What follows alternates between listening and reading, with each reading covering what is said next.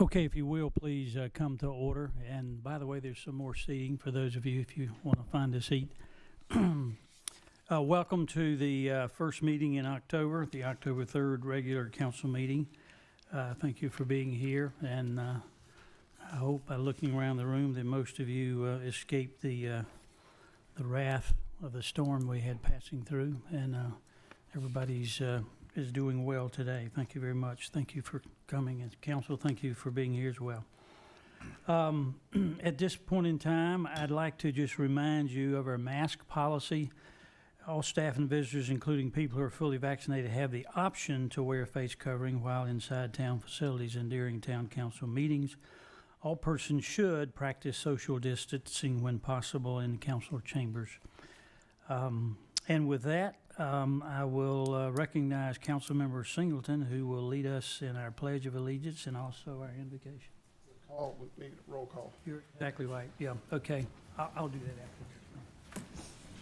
Thank you. Pledge allegiance to the flag of the United States of America and to the republic for which it stands, one nation, under God, indivisible, with liberty and justice for all.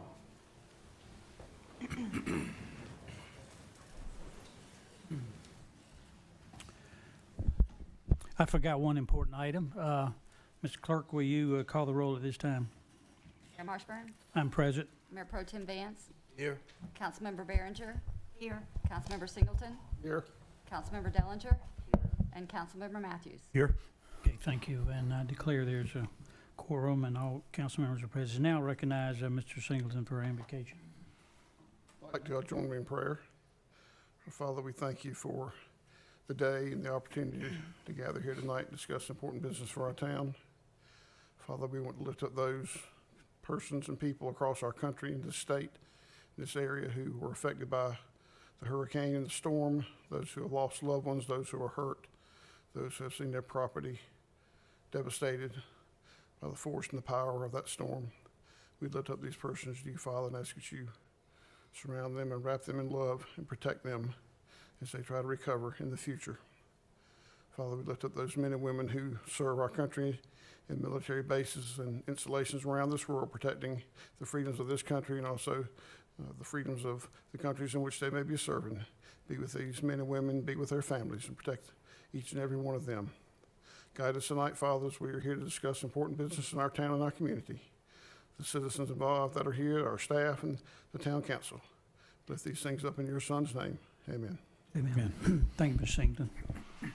Okay, the first item of business is always petitions and comments. So let me just read to those of you who may not be familiar with this particular segment of our meeting.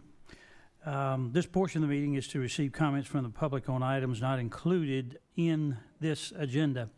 Citizens ideally should sign up with the town clerk to speak prior to the start of the meeting. The council, the board, is interested in hearing your concerns but may not take action or deliberate on subject matters brought up during petitions and comments. Topics requiring further investigation will be referred to the appropriate town officials or staff and may be scheduled for a future agenda. So, Ms. Clerk, did you have anybody sign up in advance? Okay. Notwithstanding that, if you came here desiring to petition, make a petition to the council. If you didn't sign up, I will recognize you at this time if you'll just raise your hand.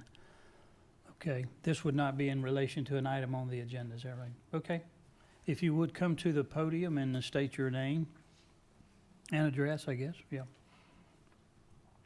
Hi, my name is Shannon Myers. My address is 5718 North Sharon Drive, which is actually technically in Raleigh.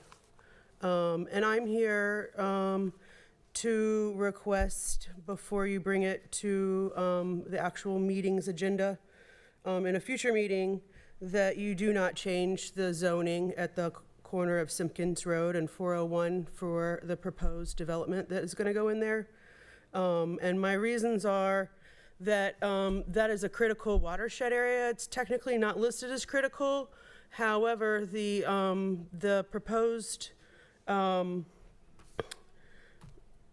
plan shows them putting in 600 to 700 houses on less than 40 acres.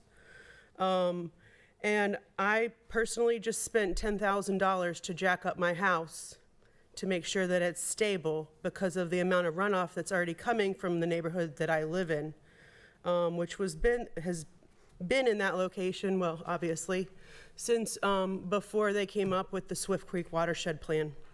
I find it really important for Garner to protect their water sources, as well as everything that you do along that watershed affects everybody else downstream, all the way to the Neuse River. And I'd like to remind you that lots of other communities have been asked to do similar things, and they have upheld the current zoning to protect the watershed. So I did some calculations also, and the amount of housing that they would be putting in would require them to have room to house 543,086 gallons of water for every first inch of rain rained. And the amount of space that that's going to take up is insanely exorbitant. And I imagine that if they are able to put anything in there and you keep the zoning the same, they're still going to need to do something like that, along with have city water and sewer. But I think that the volume that they want to put there is outrageously out of control, and I'm worried about the watershed. Okay, thank you. Thank you. Thank you for being concise. Okay, is there anyone else? I should have mentioned we would ask you to hold your comments to about no more than 5 minutes, 3 to 5 minutes. Okay, seeing and hearing none, we will proceed then at this point with our agenda. And we will now go to the adoption of the agenda. Council, I will mention that under presentations, I don't think it's necessary formally to make an amendment here, but there is a proclamation I want to declare tonight as part of the presentations. So with that said, what say you regarding adoption of the agenda? So moved. Second. Okay, Council has properly made the motion. All those in favor, please vote aye. Aye. If there's any opposition, no, and there is none. Okay, it's my pleasure right now to go to the presentations, and I want to recognize our Chief of Police, Lori Smith, for a very special presentation this evening. Chief Smith. Thank you, Mayor and members of council. We typically recognize our officers in May of each year for any outstanding awards and achievement throughout the year, but what we've recognized as a command staff and as a department is that some of our officers' accomplishments and achievements are deserving to be recognized a lot sooner than that. So thank you for allowing the opportunity tonight for me to publicly recognize some outstanding work by some of our officers. So I'm going to ask Officer Patrick Lee, Officer Bryant Porras, Officer Warren Frey, and his wife Hannah, if you would please step forward as I recognize you guys for a department commendation and also civilian commendation. So as they go to the front, I'm going to tell you about the amazing work that these officers did back in August, on August the 1st of this year.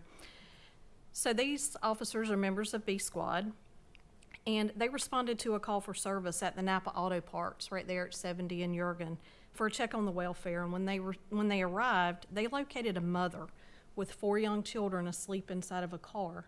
The car was broken down and disabled, and it was 90+ degrees outside already. So they immediately jumped into action, and upon speaking with the mother, they realized that she had fled a domestic violence situation from another state and had ended up in Garner, was living homeless, trying to take care of her children, and then her vehicle became disabled, so she became stranded. So our officers jumped into action, started reaching out to different resources within town. Miss Hannah Frey reached out to their church. She is the wife of Officer Warren Frey, reached out to their church and also was able to obtain some resources for the family. One of the other things that she did on her own was she started a GoFundMe page for the family and raised, what, $1,800 or so? So this squad went above and beyond what is typically expected of a police officer. They recognized a situation in a family in need and went above and beyond to make sure that they were taken care of. I think there were several things that were very touching. They pulled their money together and were able to get multiple nights in a couple of different hotels in town so that the family would not be homeless. They were able to get food, hygiene, toiletry items for the family. But Officer Porras was assisting the family with moving one between accommodations and realized that one of the young male children had lost a tooth. So he took the opportunity to play the tooth fairy. So I say all this and I recognize them because you just, in a society today where we are villainized, demonized, and marginalized, this is not your police department. We have amazing men and women that serve the Garner community, and I think it's important that we recognize them for this. And I've told them all personally, you never know the lasting positive impact and impression that you had on this mother and these children. And so this is what we strive to do in the town of Garner. So I wanted to publicly recognize them and thank them.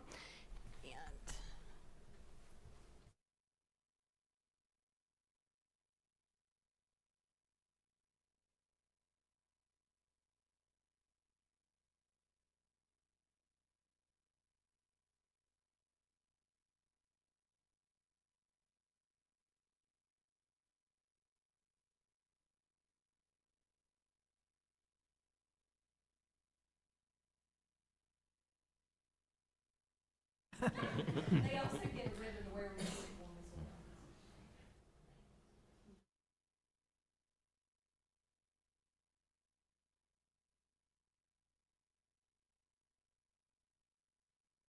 Almost failed to mention Officer Brittany Nestor was also part of this group that day, and over the course of the next few days that assisted with this family. She wasn't able to be here tonight, so I wanted to mention her as well. So if you'll just give them a round of applause.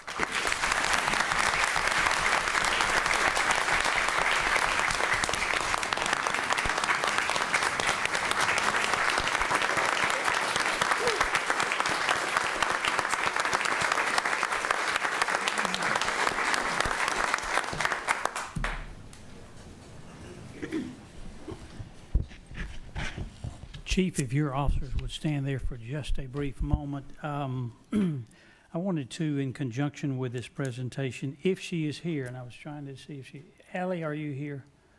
Okay. If you don't mind, please stand. This young lady who lives in my neighborhood, and she is a teacher, and she was involved with this family, and I think she wrote a letter in regards to the work that the police department did, and I told her if she would show up tonight, I'd recognize her. So in conjunction with what they've done and what others in other areas do, there are a lot of people that are showing the kinds of concern and compassion that we like to see our citizens do. So, Allie, you were a teacher at elementary school and were involved with the family, is that correct? Yeah, I taught this time.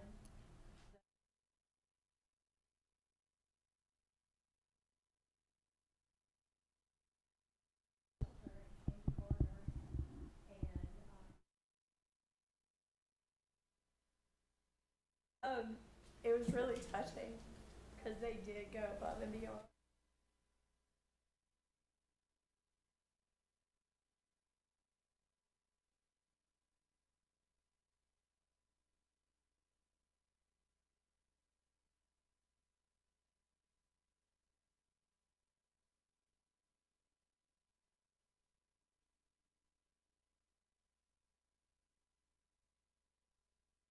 Thank you, Allie.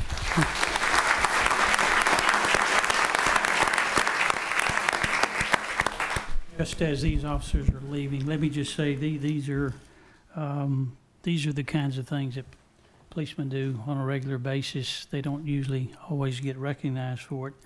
I'm very proud and pleased of our police department here in Garner, and Chief, I appreciate the good work that you do and all of your staff there, and they make us look good in so many ways. But to each of you officers, thank you for the things you did and for the things you continue to do.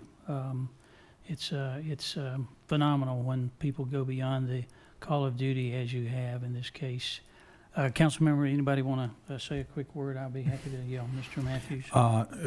I'm honored to be a city councilman and be a part of your team indirectly. And Chief Smith, I'm really proud of your department and the caliber of officers you've got and what they do. And in Garner, we do things a little different. We're a big family here, and that's why people come here. And thank you for the job that you do. You go far beyond, and it's hard to express the gratitude that I have, and just thank you for what you do. God bless you. Okay, any other council members care to say a word? I'll just say thank you for your dedication and for your hard work each and every day. And this was a specific situation where it's good to hear that they've gotten back home to be with family. And if it wasn't for your action and your commitment to helping these folks, we don't know what the end result might have been. So thank you for the work you do each and every day. I'd like to say we all know that, or maybe we don't, that domestic violence is a cruel monster. And anytime we can lend a hand to help heal or to remove someone from a situation like that and help them to go forward, it's a great day. So this is one of the many things that the Garner Police Department does on a regular basis, and we appreciate that so much. Thank you, Mr. Dillinger. No, this is the last place most of you all want to be tonight. But I'm so glad that you are and willing to take recognition for what you do, because it helps the entire community in town. It helps us keep great officers and that care about the community. So thank you for your example. Everyone in this room and up here appreciate what you do every day. Thank you for your compassion and your concern that you showed the family and working with them, and it just shows that Garner has some great officers here who service to the town. Thank you very much. Okay, let's give them one more round of applause.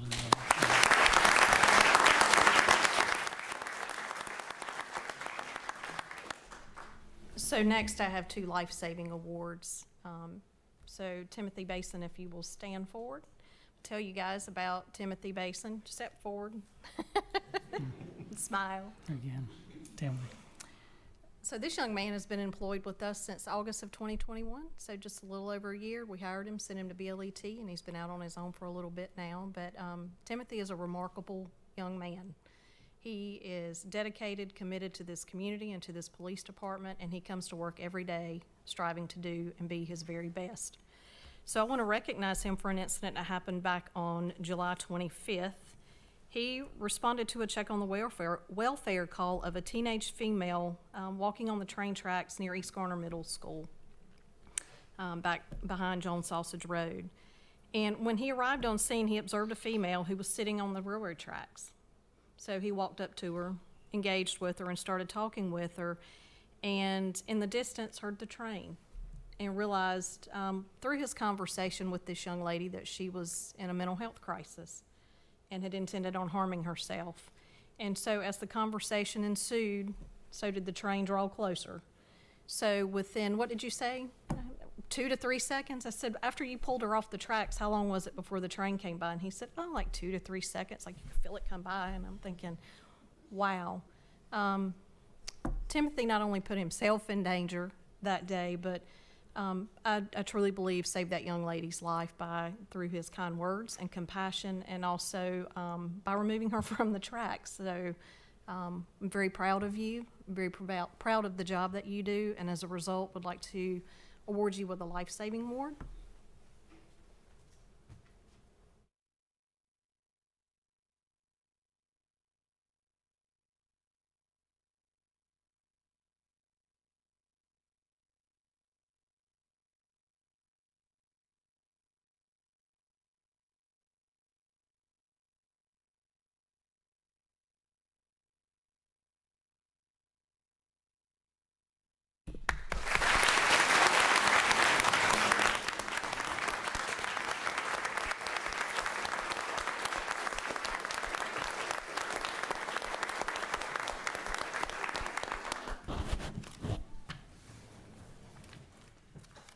Thank you, Timothy. Did you have at least one more? I have one more. Okay.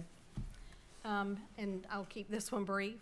Officer Frey, if you will step back up front. So again, these men that are before you tonight are a testament of the officers that serve the community. So I want to tell you about Officer Frey. Some of you may already be aware of his heroic efforts because WRAL did a news story on him. So Officer Frey was dispatched to the area of Fayetteville Road and Garner Station Boulevard to assist medical personnel with an 11-day-old infant that has stopped breathing and was turning blue. The mother was traveling up 401, headed south, when they realized the baby had stopped breathing. So she, in haste, pulled over to the side of the road and called 911. So Officer Frey was the first officer on scene. He arrived on scene first and took the infant from the mother and started chest rubs and back slaps. And I will tell you from watching the video, the baby was limp, he was not breathing, and was turning blue. So Officer Frey took this baby without hesitation from the mother, began doing did an assessment, began doing sternum rubs, turned him over, started doing back thrusts, then turned him back over and did, just classic CPR to revive this child. And in the video, I don't know who was more relieved, the mother or Officer Frey, because when you hear that first cry, when that baby starts to breathe again, you also hear the biggest sigh of relief from Officer Frey. And it was very touching to be able to witness that. And also to have that experience. The baby was breathing when fire department showed up. So WRAL reached out. They did a story on him, but just want to say thank you and recognize you for your heroic deeds. And no doubt that you saved that baby's life that day. So.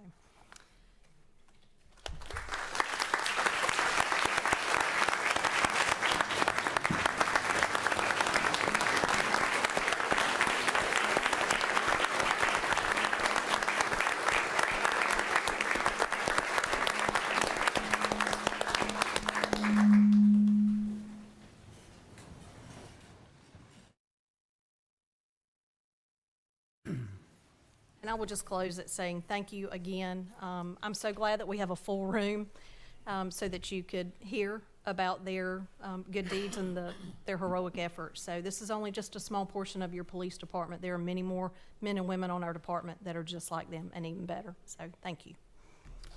Thank you, Chief. We appreciate you taking the time and these officers for coming in this evening. And again, I would say to you that these are oftentimes a highlight of our meetings when we get to recognize such fine, outstanding public servants that we have here. Council, I'll let you go one more time since we did the first go around and make any comments you care to. Phil? Just proud of you guys. When I say guys, I'm talking about the guys and gals. And Chief, thank you for your leadership. And it's always a pleasure seeing you guys out there working. So we got you back, I promise you.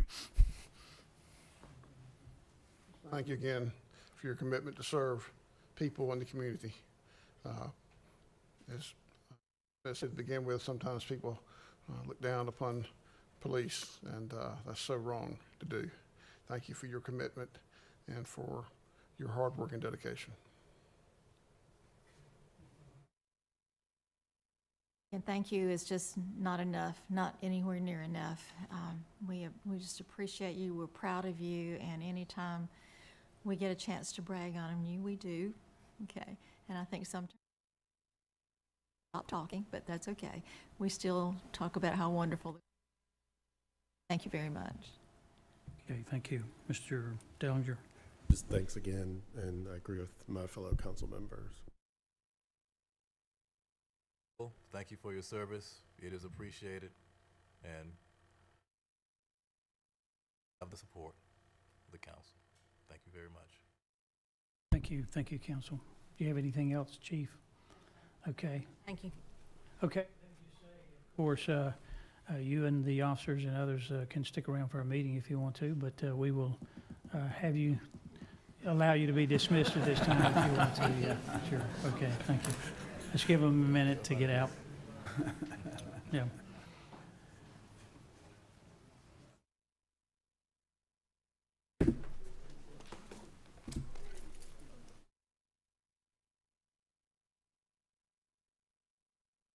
Okay, thank you. The other presentation we have tonight relates to the fact that a few of us have some pink on our person at places, and that represents something very important. So I'm going to recognize Councilmember Behringer, who will read a proclamation for us. Whereas breast cancer touches the lives of Americans from every background and in every community across our nation, though great strides have been made in combating this devastating illness, thousands of women and men will be diagnosed with breast cancer this year, and tens of thousands of women are expected to lose their lives to this disease. During National Breast Cancer Awareness Month, we honor those we have lost, lend our strength to those who carry on the fight, and pledge to educate ourselves and our loved ones about this tragic disease. And whereas the exact causes of breast cancer are unknown, understanding its risk factors is essential to prevention. Older women and those who have a personal or family history of breast cancer are among those at greater risk of developing the illness. Early detection is also key in the fight against breast cancer. Getting recommended screening mammograms can help to detect breast cancer early. Women and men are encouraged to speak with their healthcare provider about breast cancer and to visit www.GarnerNC.gov to learn more about the symptoms, diagnosis, and treatment. And whereas this month we stand with those who have been affected by breast cancer, and we recognize the ongoing efforts of dedicated advocates, researchers, and healthcare providers who strive each day to defeat this terrible disease. In memory of the loved ones we have lost and inspired by the resilience of those living with the disease, let us strengthen our resolve to lead our nation toward a future free from cancer in all its forms. Now, therefore, Mayor Ken Marshburn does hereby proclaim October 2022 as National Breast Cancer Awareness Month. We encourage the citizens, government agencies, private businesses, nonprofit organizations, and all other interested groups to join in activities that will increase awareness of what we can do to prevent breast cancer. Okay, thank you so much. And I might just take one more step and then we'll go on with this. How many of you in the audience out there would raise your hand that you know someone or maybe a family member who has been afflicted with this dread disease? I have a sister who's, okay, many of you. So it's a further indication of the real challenge we have in our society as it relates to this. So remember this going forward, if you will. Okay, Council, we are now to the segment of our agenda for approval of the consent agenda. There are 7 items on the consent agenda, I believe. Unless anyone desires to pull an item, I'll ask you to approve the consent agenda. So moved. Second. Any discussion? Hearing none. All in favor of approving the consent agenda, would you vote aye? Aye. Aye. And there is no opposition. Okay, thank you, Council. All right, we will now move into the item of our agenda under public hearings. A number of you perhaps are here in regards to this, so I'm going to is Mr. Reginald Bowie here? Okay. Are you leading that presentation, Mr. Jeff Triesenberg, who is the Director of our Planning Department? I recognize you at this time, sir. And open the public hearing.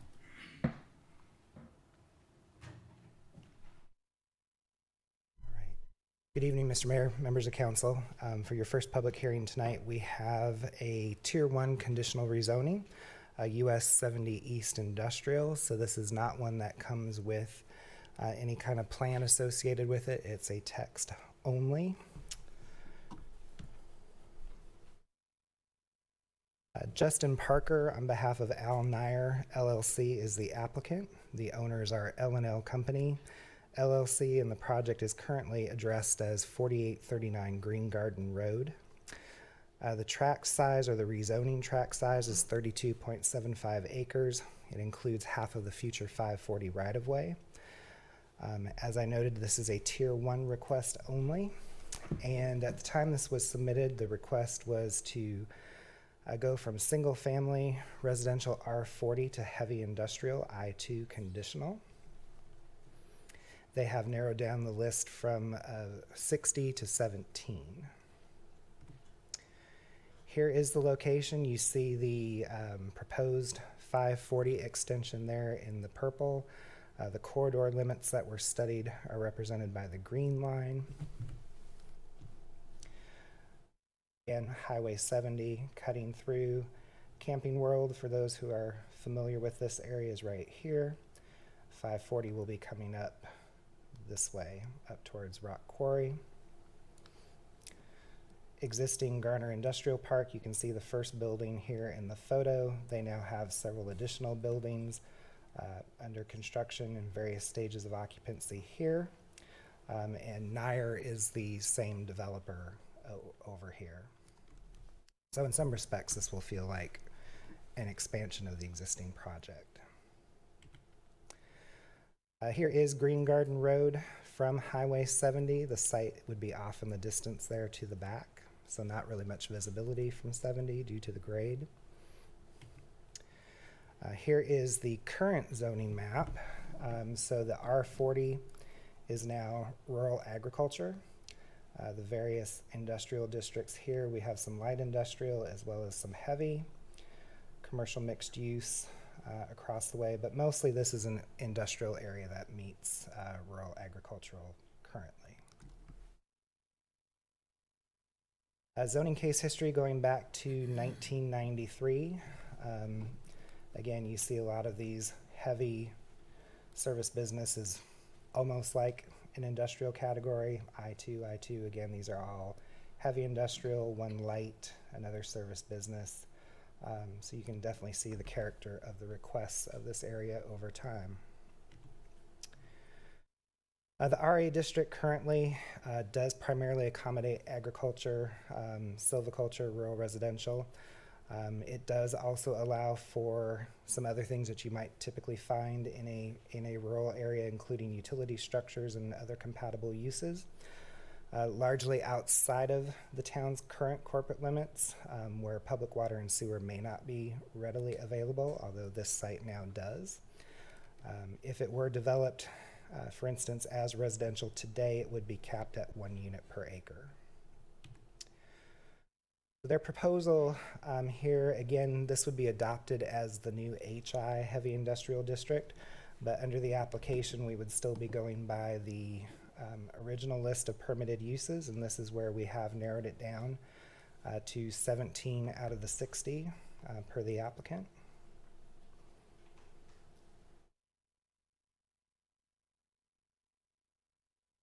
Some notes about the overlays. This site is both within the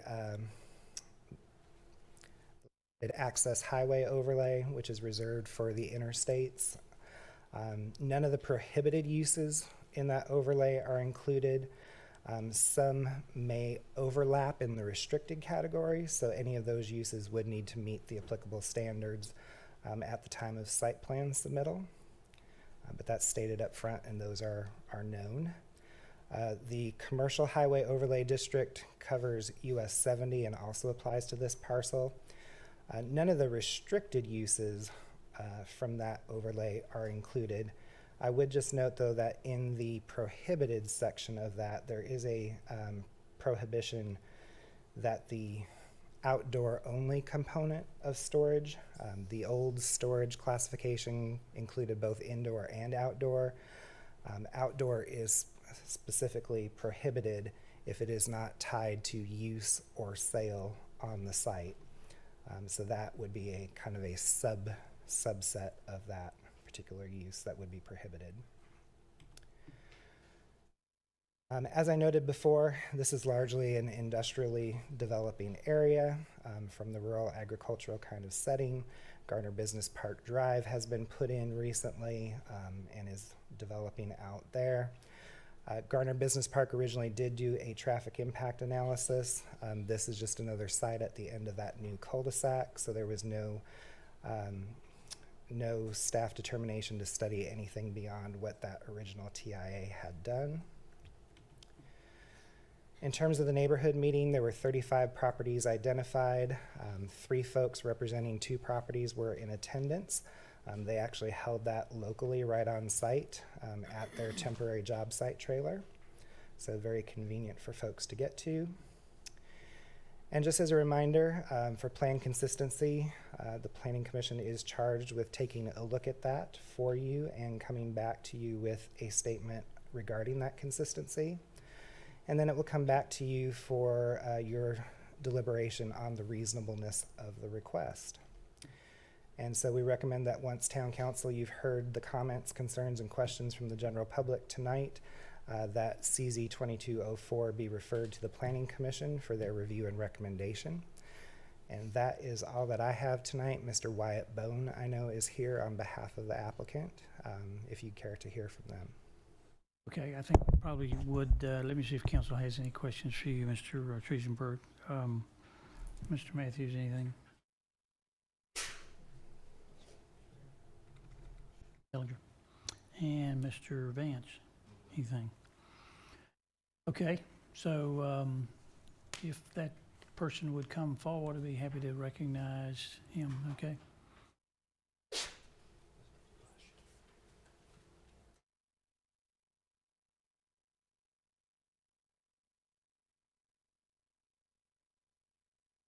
Should have mentioned you could have come to the center aisle, but you're good.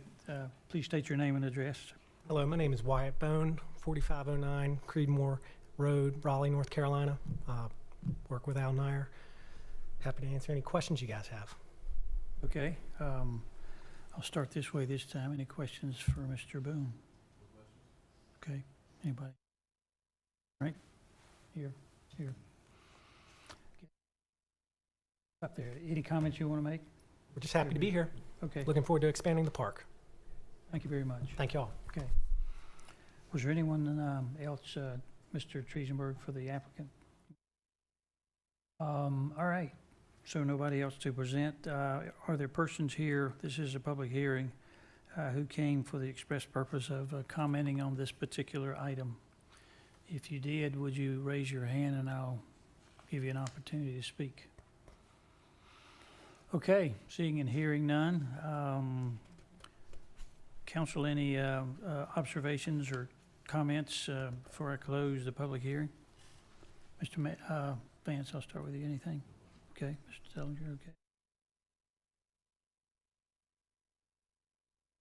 All right, I believe it's in order to close the public hearing and call for a motion, which I will do. The hearing is closed. Okay, council, you have before you a proper instruction regarding the next step. There's a motion in order now. I move that CZ 2204 be referred to the Planning Commission for their review and recommendation regarding plan consistency. Second. Second, okay. Motion made by Mr. Vance and seconded by Mr. Singleton. Council members, if you favor the motion as stated, would you please vote aye? Aye. Aye. If you are opposed, would you vote? I will declare that it was a unanimous vote, and so this matter will be referred to the Planning Commission as noted. Thank you very much. Thank you, Mr. Triesenberg. Okay, our next public hearing, Walters Buffalo Development Agreement, Pulte Homes LLC. Also a public hearing, and so I will recognize our town attorney, Ms. Terry Jones. Thank you, Mr. Mayor. There's no formal presentation tonight. However, I'm going to pull up the proposed agreement. As you know, the development agreement was provided publicly 10 days prior to this hearing. This is a legislative public hearing for you to consider whether to go forward with this development agreement at this. So my understanding is Mr. Randy King from Pulte Homes is here, as well as members of the development team. So he had asked me to bring up the exhibit that describes the proposed road improvements. Bear with me as I try to get this oriented or...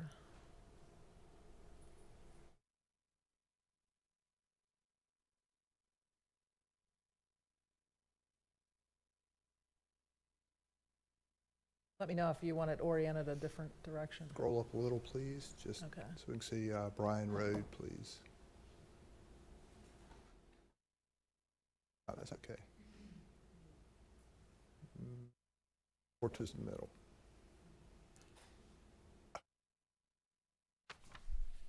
Thank you. Good evening, Mayor Good evening, sir. Marshburn, Good members evening. of the Town Council. Good I'm Randy King with Pulte Home Company, and it's good to be back tonight. We appreciate all the work that's gone in, and we especially appreciate Ms. Jones and the staff for working with us. As you may recall, we were first here, I think, back in April to discuss a developer agreement for roadway improvements for the White Oak Bryan Road intersection. And a lot of work has been done since that time. I wanted to back up and go back to that first meeting.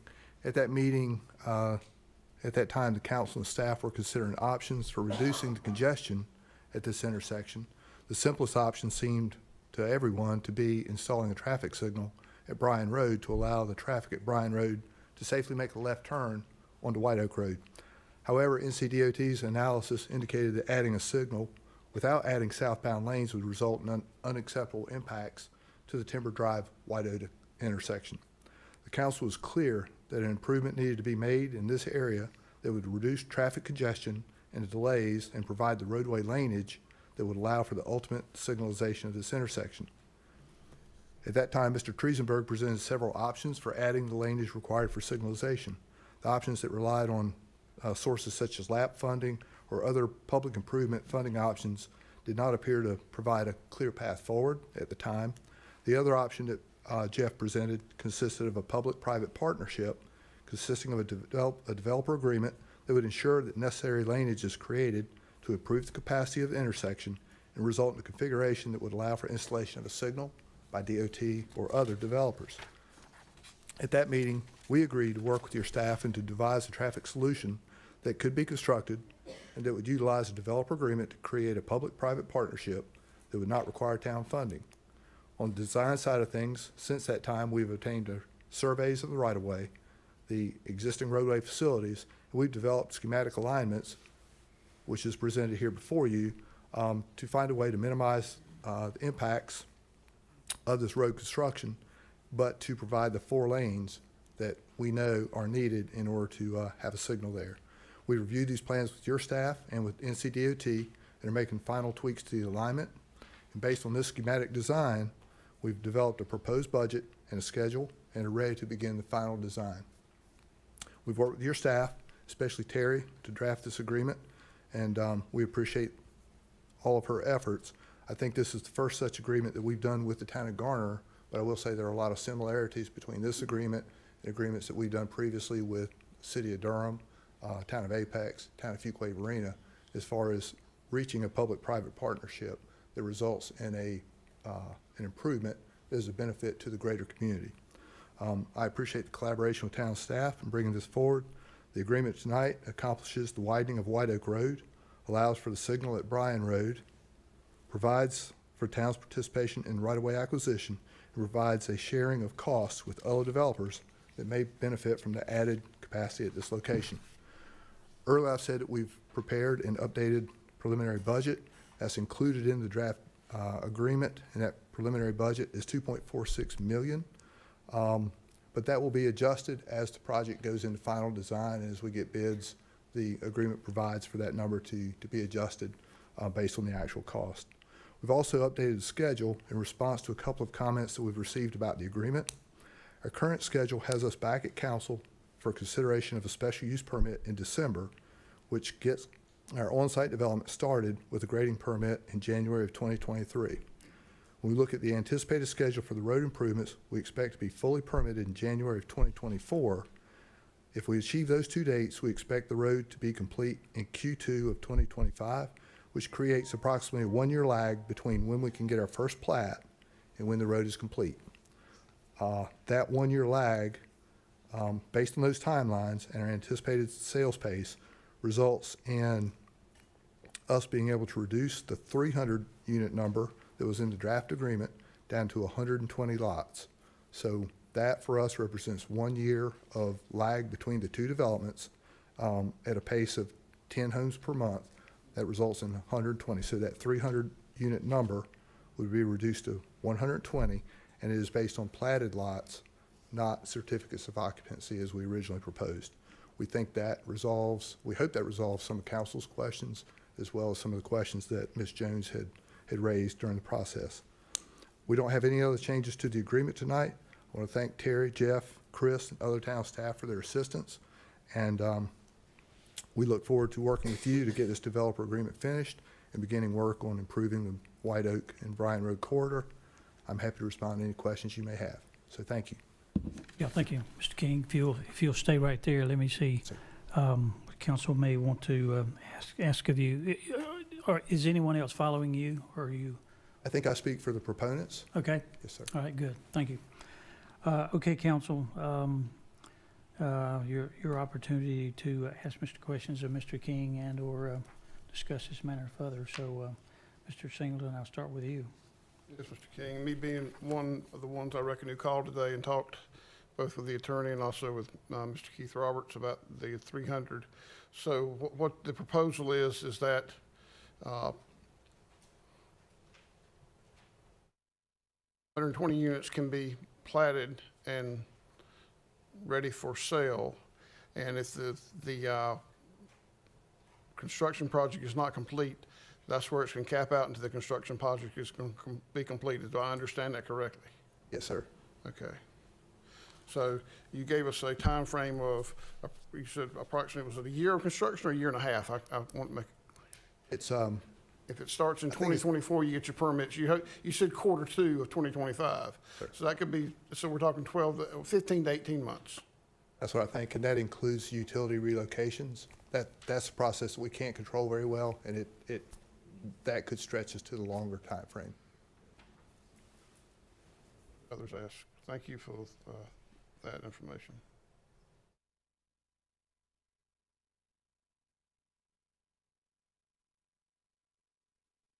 Could ask someone else if they got questions. Ms. Behringer, anything? Yes, I have a question. Mr. King, this document has been available to the public, and it's written in professional language, and sometimes some of those terms are not easily understood by people who are not involved in that business. So could you define good faith effort for us? That relative to the acquisition of right-of-ways. Yep, I think when we discussed it with the legal team, we would need to make, have an appraisal done and make offers that are consistent with that appraisal. And we may have to make more than one. We may have to make 2 offers and try to negotiate with those folks to see if we can reach agreement. In your agreement, I believe it said if you were not unable to do that, that you would turn that responsibility over to the town to finish. At what point would it be, you feel like you needed to turn it over to the town? How much effort would you have put into it before you had finished the good faith effort and turned it over to the town? Certainly it's a process that we would like to manage and control, so we would like to reach agreement with those property owners. With this design, we have reduced the number of property owners that are impacted, so we think it's less than a half dozen. So there's a few folks we hope that we can negotiate with. At the point where we see the schedule of the overall project being impacted, that is the time that we would reach out to the town to help us negotiate with those folks. But I think in our current schedule, we have adequate time to work with these folks. Yes, ma'am. Off now. Mr. Matthews, anything? Nothing this time. Okay, I'll go to Mr. Vance and then to Mr. Dellinger. Yes, sir. Question, Mr. King, in reference to the third whereas up under there, it says, it's talking about the installation of the signals, and it says, so NCDOT or the town is able to install a traffic signal upon completion of the public roadway widening improvements. It's the NCDOT or the town. Isn't DOT going to install this, be responsible for installing this? I believe based on the conversations we've had that it is staff's belief that the NCDOT has the funding and is working with the town to put that signal up when this road widening is done. If DOT is not able to do that as part of the spot safety program, a developer could step in and do that as part of their improvements. That would be part of their TIA. Is that different than, I don't see Jeff, but is that different than what we've talked about in the past? Okay. So I don't have the mechanism to require DOT to do it, but I do believe that the conversations have been had between DOT and the town that if the road widening is done, they've got spot safety money to put up a signal here. So the town will not be responsible for putting this light up? I think at the point that the widening is done, it becomes a project that the private development community could take on, DOT could take on. It would be my hope that the town would not have to take that on. I hope. Okay, so in previous conversations, it was the DOT that was going to put this in based upon the spot funding, along with us being the town playing a portion of that, Okay. contributing to that.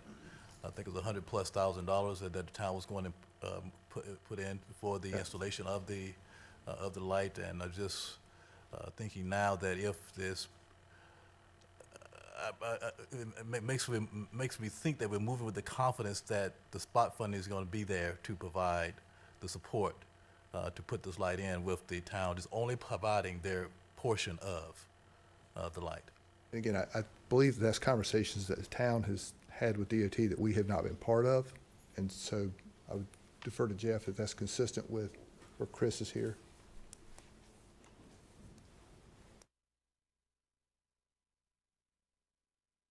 I mean, everything that Randy has said is accurate. We had preliminary conversations with NCDOT, and based on those conversations, they said that if we were able to get the laneage down to Bryan Road, that they would have adequate funding to install the signal.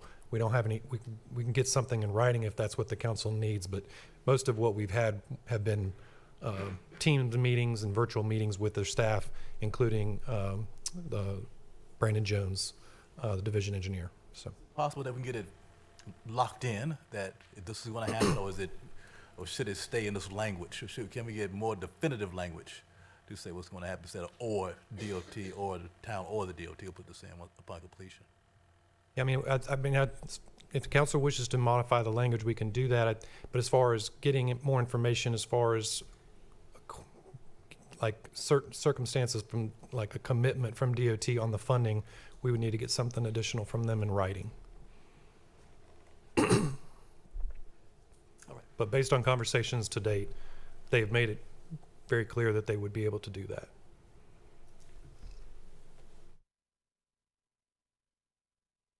Questions at this time? Okay, thank you. I recognize Mr. Dellinger at this point. Just like for the town attorney to clarify the engagement to this point and your role, because in conversation we had, your role was to make it legal, but it was council's job to negotiate the contract. So if you could explain that for the benefit of the public. Yes, Mr. Dellinger and members of council, I have been working with representatives of Pulte as well as town staff with various iterations of this proposed development agreement. But my role was basically to make sure that it complied with the state law requirements in Article 10 of 160D for development agreements, including this procedural matter of having a legislative public hearing tonight. But as far as the actual terms of the agreement, I was clear with Pulte from the beginning that neither I nor town staff could bind the town in this, that ultimately it would be for town council to decide whether to go forward and enter into this agreement with Pulte Home Company. I submitted my comments on the 20th of September. There were 17 at that time. I've reviewed it again since, and I have 24 comments related to specific items in here over seven overarching themes. But since the public is here, I want to defer time to them, and then if they may have concerns that overlap, so I don't want to speak over them. So I will let the public speak, and I can ask my questions later. Okay. All right. Does council need another round at this point?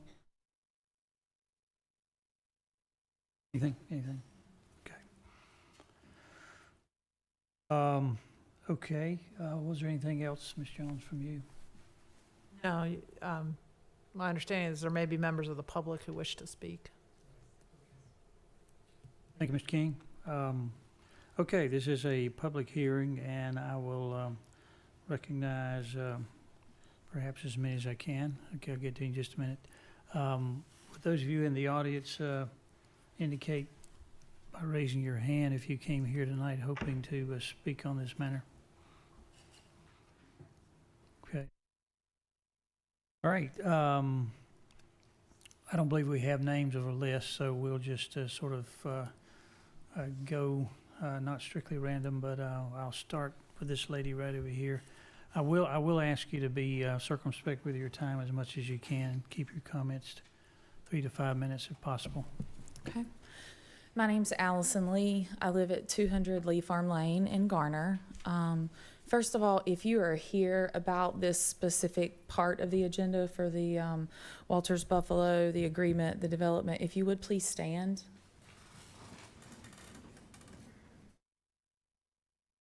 Thank you all for taking your time out of this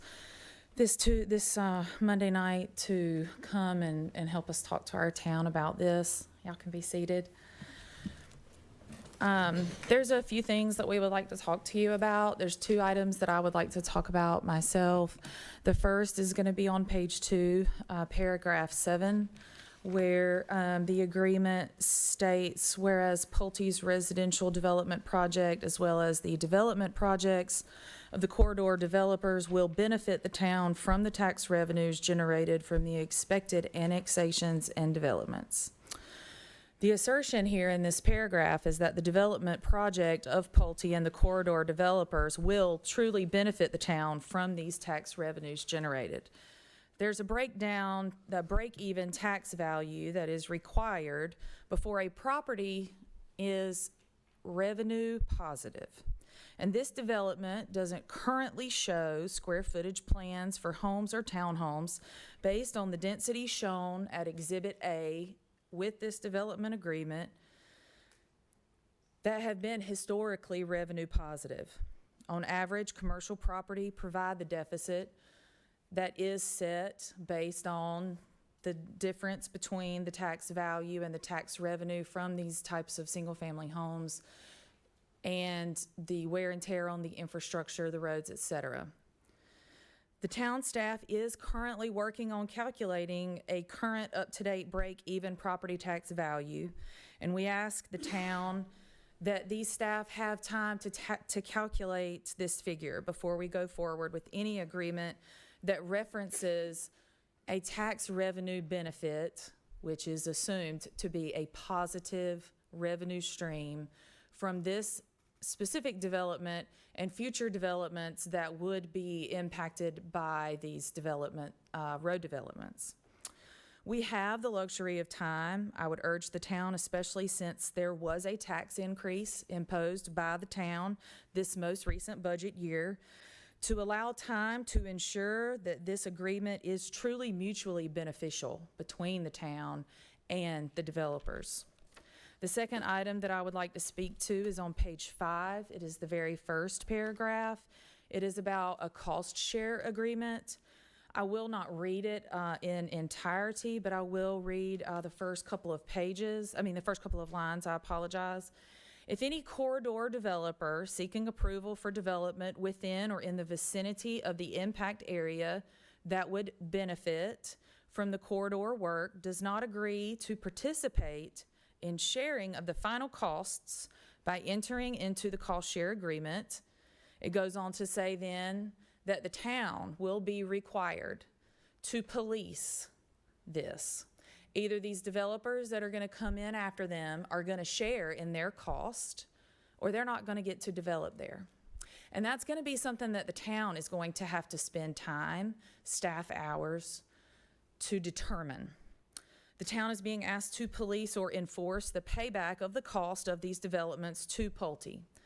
First, this restricts future developments from coming to the impact area, I say with quotes, which hasn't been clearly defined and will be up to the town to identify, as this development itself is miles from the quote-unquote White Oak Bryan corridor as it's defined in the very first page of this agreement as the impact area.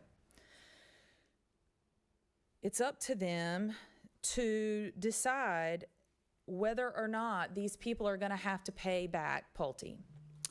Additionally, this paragraph uses words such as vicinity, benefit, and does not define what those mean in relation to this agreement or how these can be measured.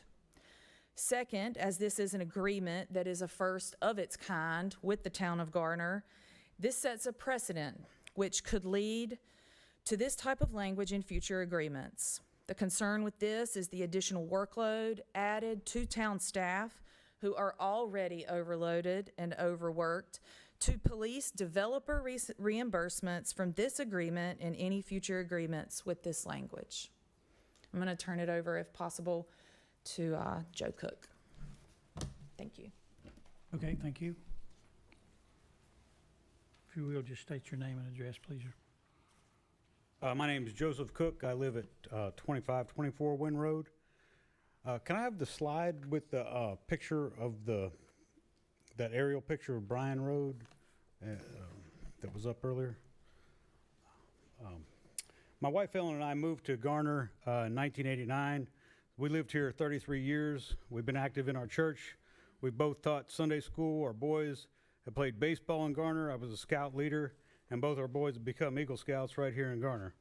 I've owned a business here for 17 years. We love Garner and all the memories that were created here. We try to be good citizens, and hopefully that makes me bona fide. You'll listen to me. When we moved to Garner, our first house was at 1300 Buffalo Road, and Buffalo Road had been paved a few years before, and my neighbors had told me that it used to be a gravel road. It was widened and a center turning lane added. I'm talking about Buffalo Road between Naven and the traffic circle on Vandora Springs. That center turning lane made it safe to turn into driveways and kept traffic flowing. And the point I'm trying to make is bringing up Buffalo Road is that the road was widened and before the subdivision was built. When we moved in, Lakemore was just getting started, and the end up by Vandora Springs hadn't even been begun yet. So I know that roads can be built before developments. It's been done in the past, and it can be done again right here in Garner. Another example would be Timber Drive extension. That had been planned, and that was just great planning on the part of Garner. We're not against growth, but we're against developing before planning, not having infrastructure, but building anyway. It's a major inconvenience when roads are trying to be widened that are already above capacity, and it's a shame to take people's property away from them due to poor planning.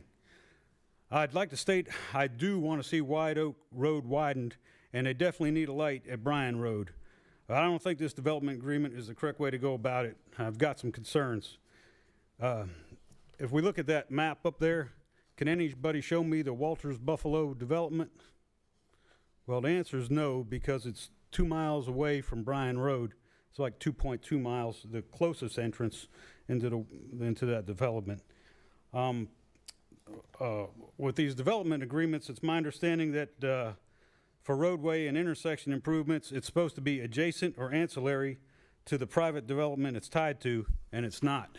Adjacent means next to or adjoining. It's neither one of those. It's 2 miles away and past a major intersection. Ancillary means it's providing support or help, aiding. I don't see how this will be ancillary to the Walters Buffalo development. It won't aid or provide support or help.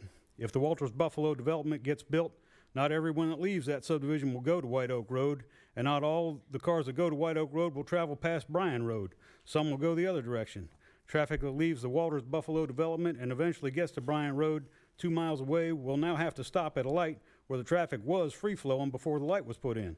The light and widening are a good thing for Bryan Road drivers, but this agreement should not be allowed because it is not adjacent or ancillary to the Walters Buffalo development. As a matter of fact, since it slows traffic down, that would make it unancillary. It's not going to support or help Walters Buffalo development.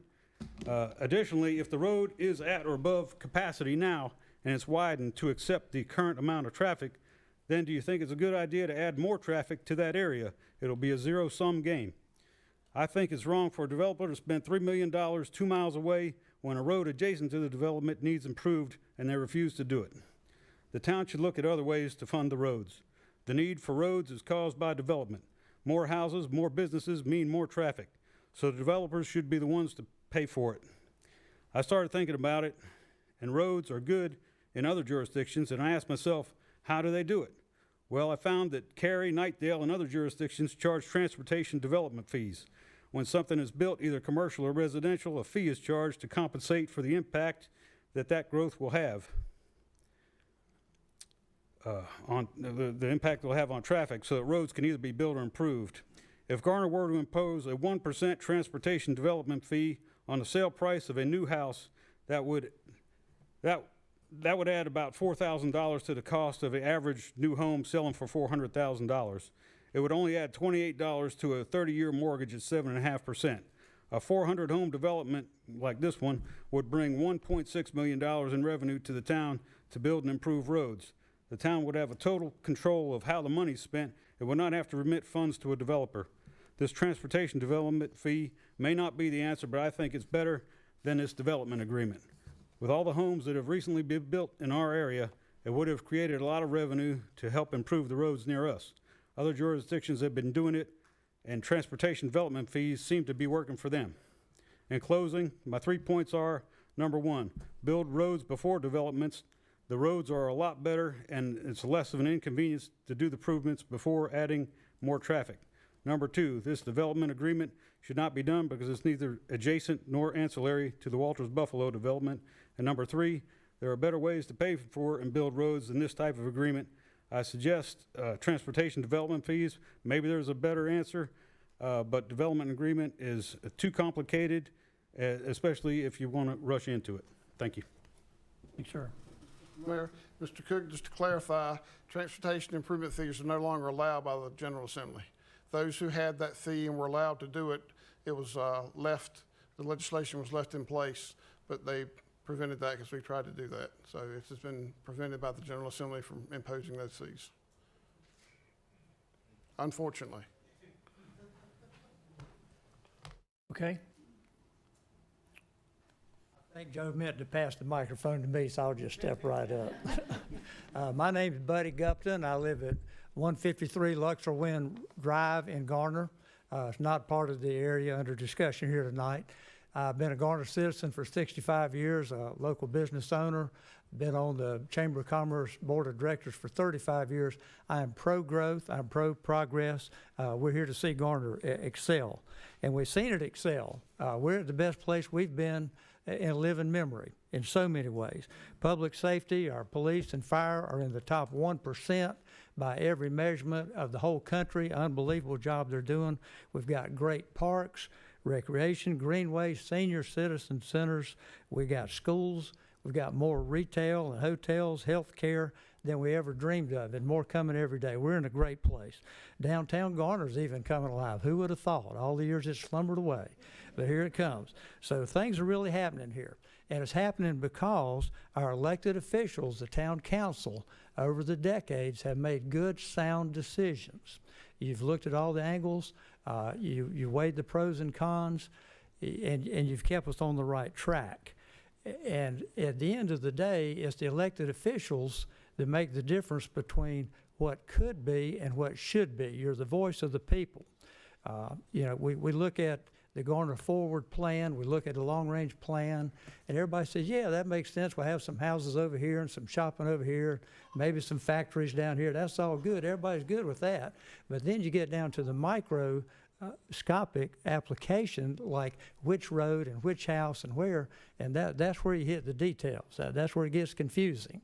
But that's where the town council is the voice of the people, the soul of the people, not just to talk about what would the law allow us to do here, but what should we do here?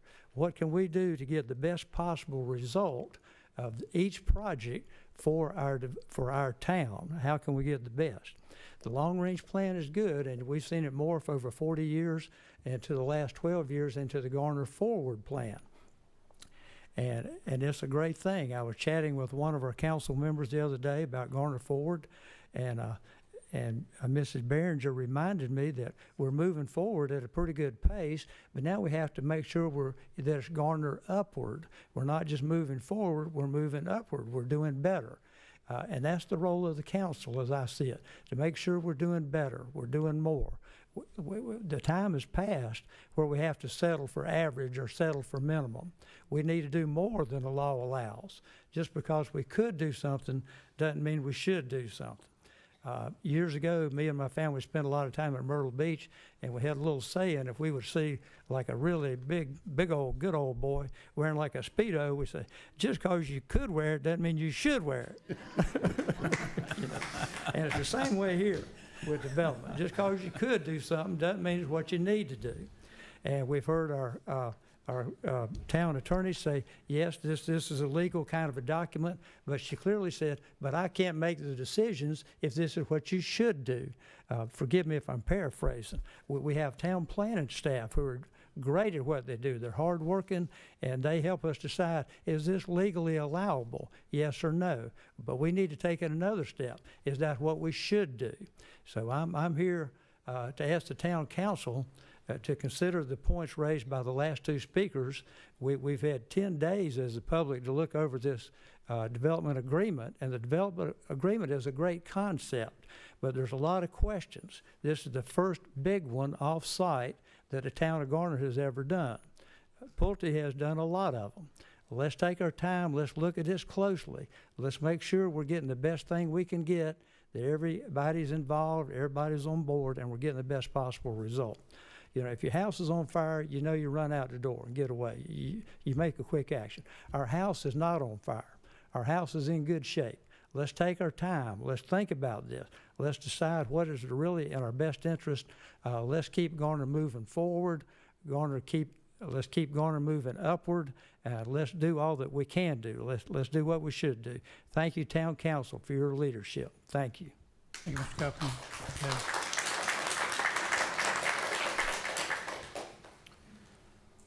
Okay, at this point, well, maybe there are folks here who didn't come to speak, but if you're here basically in agreement with the speakers we've had, sometimes that helps us just to know. I suspect many of you are, but if what's been stated thus far and that the purpose of your being here is to support that, would you just raise your hand at this time? Most of you, thank you very much.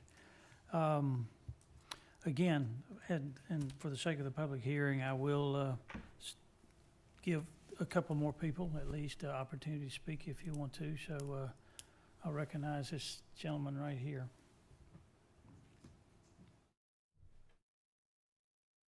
City Council, thank you. Forgive me, State your name and address, please, sir.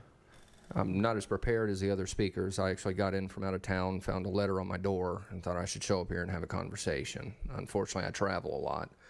Ma'am, is there any way you could scroll down south of that photo? Give us your name and address, please. Brock Emmons, and I own 7350 White Oak Road, which is right at the corner of Hillendale and White Oak. I'm sorry, it's a different photo. Where's the target? There it is. Okay. Is there any way you can kind of zoom in on the target there? And forgive me, my questions are a little bit more direct. The easement right there at the corner, if you can scroll down just a little bit, you can see that corner house on Hillendale. Mine's the large property right next to it. The easement is running right through the leach field in my front yard. Our entire septic system along with our leach field is up in the front yard. I'm also here speaking on behalf of my next door neighbor, who unfortunately is 85 years old and not able to make it here this evening. He noticed that the road is going to go within 4 feet of his front door. So I was a little curious on what steps the developer had to replace leach fields, replace septic systems, driveways, and my understanding is there is a limit to the easement off of the road. And anything past that easement, I believe we're supposed to be paid for. If I'm wrong, please correct me.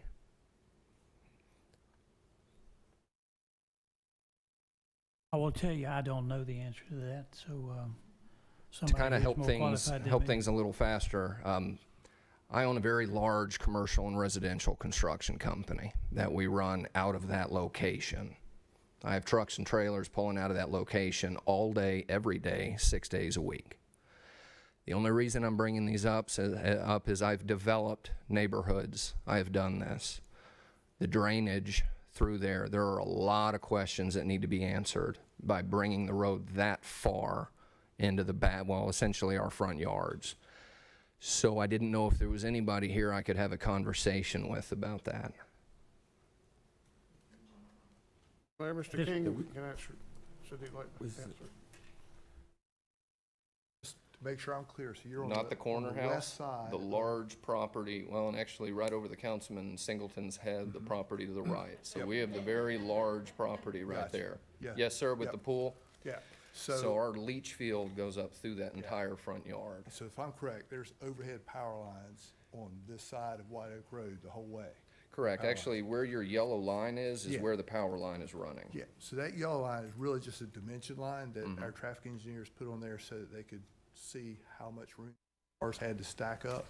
Our current plan is to actually not widen on that side of the road, to do the widening on the target side of the road, because we didn't want to affect single-family homes on that side of the road. Good answer. So everything Thank you. goes east. That was the answer I was hoping for. Now, I may come visit with you and say, hey, for 3 days, we're gonna work 5 feet outside of the existing right-of-way, but Please do. we would not want to impact your leach field or Yeah. your well or anything like that. I'm actually okay with growth. These were just personal questions. Yep, I'm okay if very you good guys question. needed to widen the road, it's fine. I just wanted to make sure that it didn't cause any other issues. The map is not very clear, and I apologize I for appreciate that. Thank Okay, you. Thank you. Okay, thank you, sir.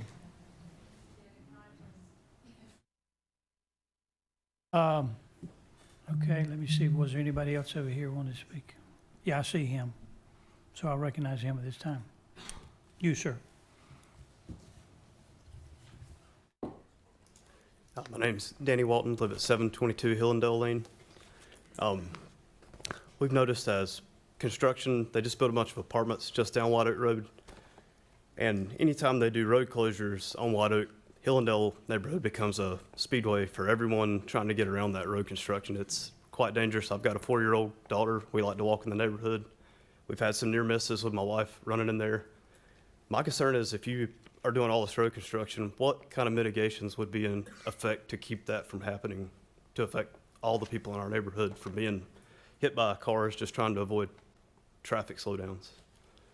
Also, the other concern I have, kind of speaking to the traffic studies that have been done, trying to get out of Hillendale neighborhood because of the shopping center exit across the street is almost impossible at any busy time of day. And it's basically people speeding up to stop at the stoplight just past Target, and then people speeding to try and get out of the Bryan Road intersection. So my fear is traffic's going to back up both ways and make our neighborhood pretty much impossible to get in and out of. And as you can see, the Bryan Road still has a lot of unbuilt farmland.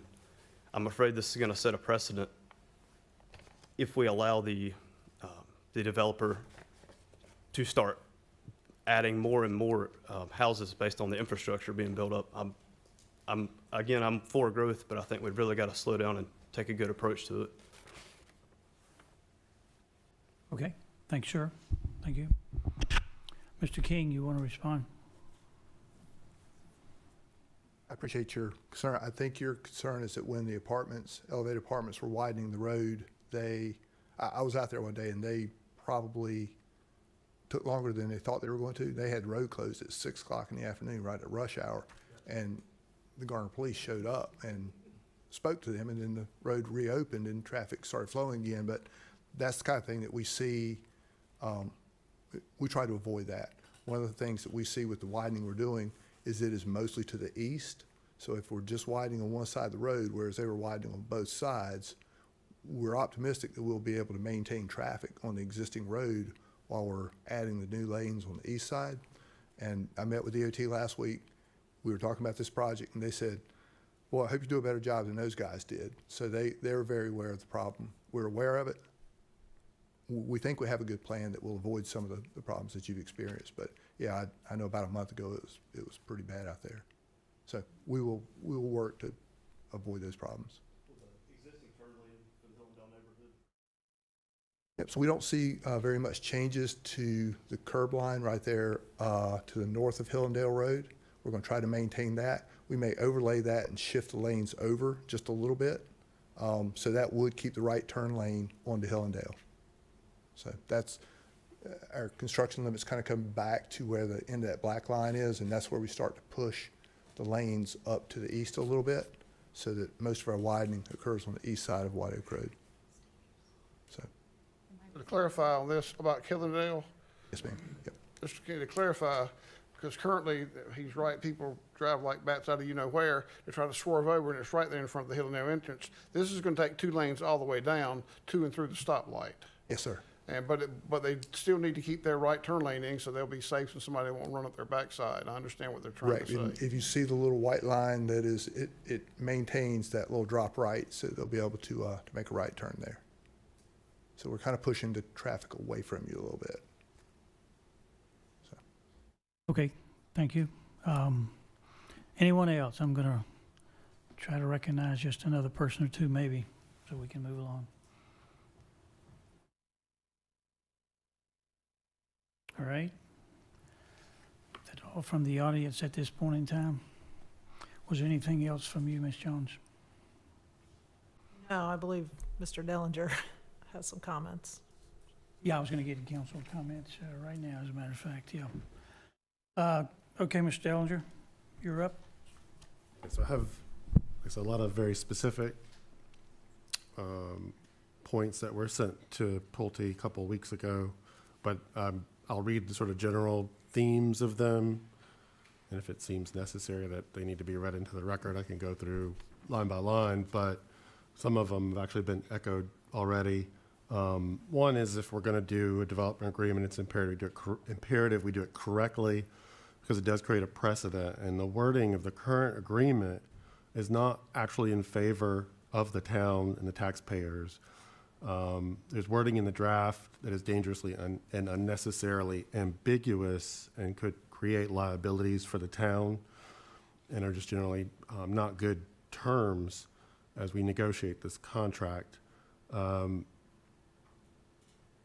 The other is the timelines presented aren't present in this version of the contract, so that would need to be added.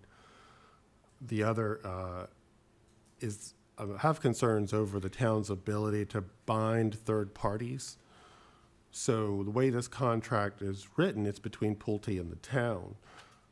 We can't bind third parties to the agreement. So if Pulte goes and negotiates something with another developer, part of an agreement, and then Pulte drops out, we can't commit that developer that follows them or is made a subcontract with them to perform. And so there's this sort of, I have concerns about that, and that's something I think the attorney should look at.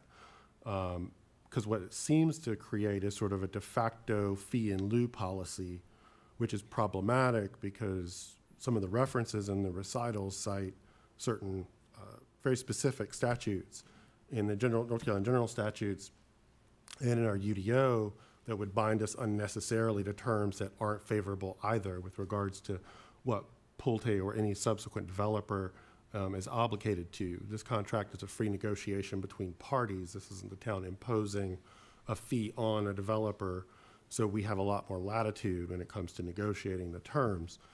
I also have some concerns about the town being in a position of shaking down other developers. There's no performance guarantee written into the contract either, which gives me concern.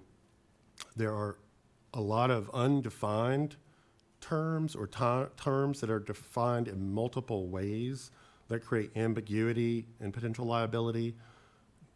One example that is repeated is the White Oak Bryan corridor is equated to the impact area. They're used synonymously, but they're not synonymous. And then the definition of what is a corridor developer, what does vicinity mean? I think the word ancillary came up as well. With the White Oak Bryan corridor, it's defined as a geographic area, but then it's also impact area is defined as the White Oak Bryan corridor, and then you're going to charge developers who are developing in the impact area. Well, we haven't defined what the impact area is, They are mentioned in the recitals in a confusing way, but they're actually not mentioned at all or defined in the actual body of the document, which means the recitals actually become more important. I think Ms. Behringer referenced the definition of good faith as well. I have concerns about Pulte's commitment to the road improvements, period, versus their commitment to finishing their development. When Amazon wanted to build on Jones Sausage Road, we said, you're not going to open until those roads done. This agreement has multiple outs that then if a year Pulte says, we're done, here's your 35%, good luck, Garner, finishing this, thanks for the subdivision. So I have concerns about the overcomplicated nature of the agreement with Pulte and the agreement between Pulte and these other developers. And the improvement itself is necessary and would be beneficial, but I don't know that it would be beneficial even without Pulte or any other development. Just with the development we have, I've not seen evidence that even this is sufficient for what we've already approved. Those are my comments, and I'll save my detailed breakdown for later, depending on what we decide to do. Thank you. Anything, Mr. Vance, at this time? Okay. Council, let's go around the horn. Anything? Mr. I want to remember that we've done developer agreements before. We did one about 20 years ago. White Oak came along. White Oak Road and Jones Sausage Road, where they currently intersect Highway 70, didn't always used to be that way. They were 200 or 300 yards to the east. And that was the first one that the town did because the town was responsible for paying for the movement of utilities. That was done in that project. So we've done these before. All site improvements, it was referred to ancillary and vicinity and so forth. Some of those things have changed over the years also. We used to make the school system make off-site improvements at on roads. When East Garner Elementary was built, they had to do off-site improvements at Garner Road and Jones Sausage Road. Now the legislature prevents us from doing that. Legislature's good at banning a lot of things that could be helpful, but that was prevented. We can't do that. The town can no longer do that. If you make off-site improvements with schools, the government, the municipal government or county government has to make the pay. There are some clarifications. Mr. Dillinger points out that should be cleaned up in here. Some of the numbers, the construction schedule, all that should be included in here.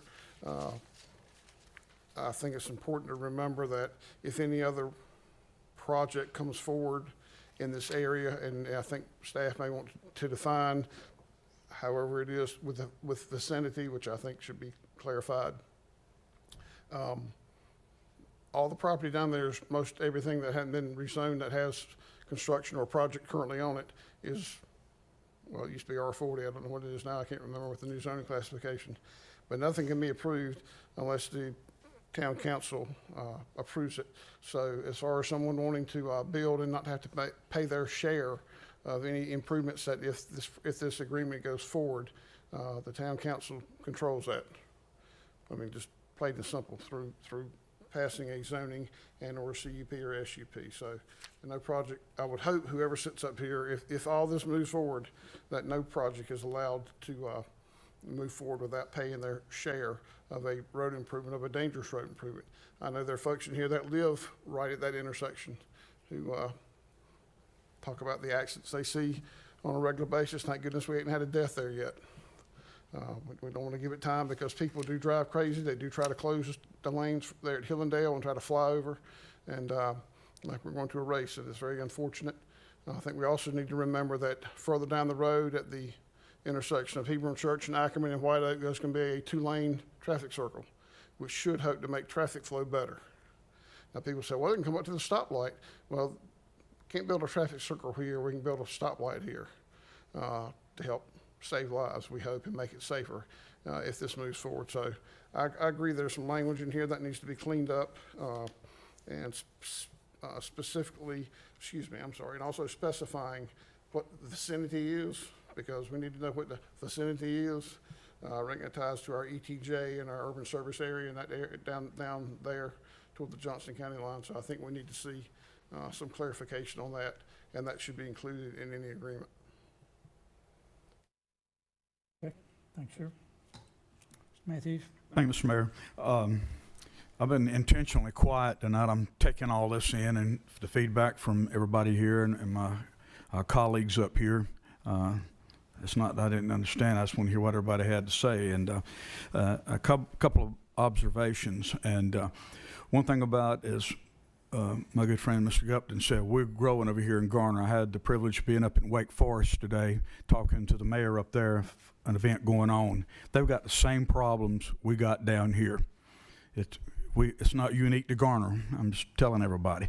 So what do we deal with it? So many times I've heard from people living in the area, well, they're building it, why don't they help with the roads? Well, we've got a unique opportunity here. Now, how we finalize all of this, has to be a question. But I think public-private partnerships, and I think we're going to set a trend that'll help us in the long run, starting at this one, where developers come in and maybe it might not be next door, but if that's where the problem is and they're willing to step up and let's fix it and keep the traffic and 4-laning that from there all the way up to White Oak Road, there's nothing wrong with that. That's a good thing. It's traffic movement.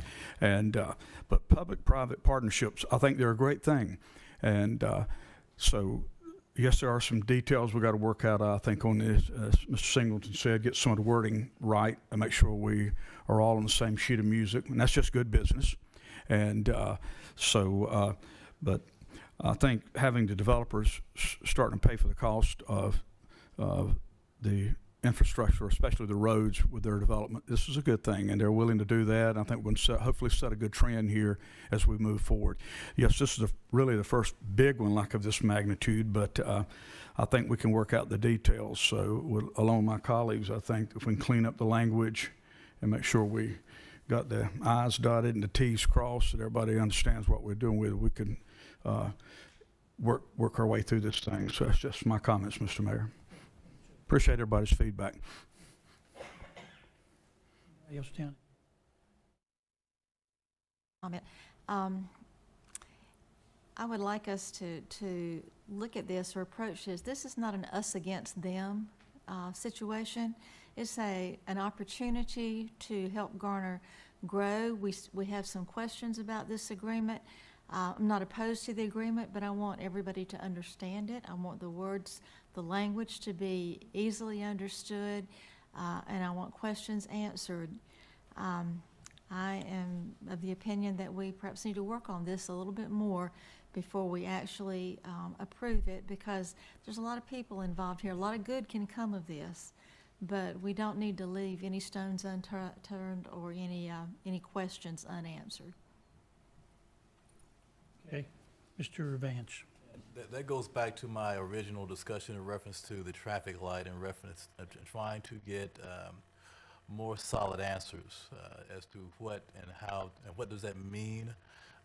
We know that people change in positions, and word of mouth is one thing, but when we have it in writing is another. If we are able to get some of these things locked down so that if the council changes or if DOT hierarchy changes, that the agreement is in place and it's pretty clear as to who is going to do what. That is one area that I believe needs to be clearer for the future when it comes relative to the development agreement. Thanks, sir. Okay, anything else here?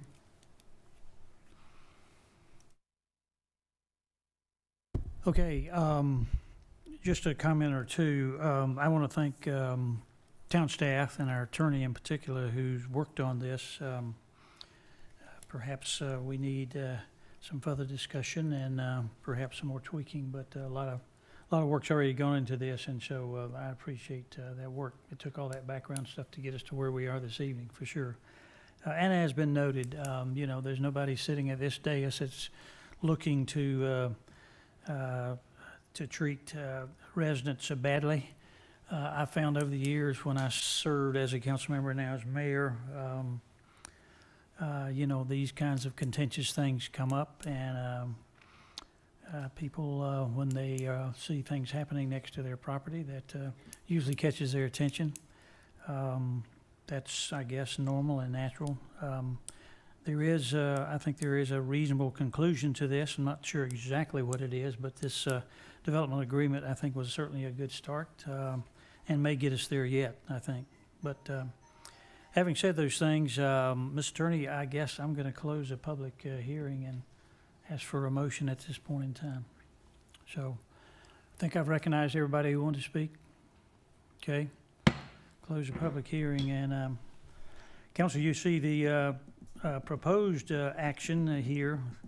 I'll ask you for what your preference is regarding a motion to refer. Or you've given your comments to the developer, or if you want to continue the matter for further consideration.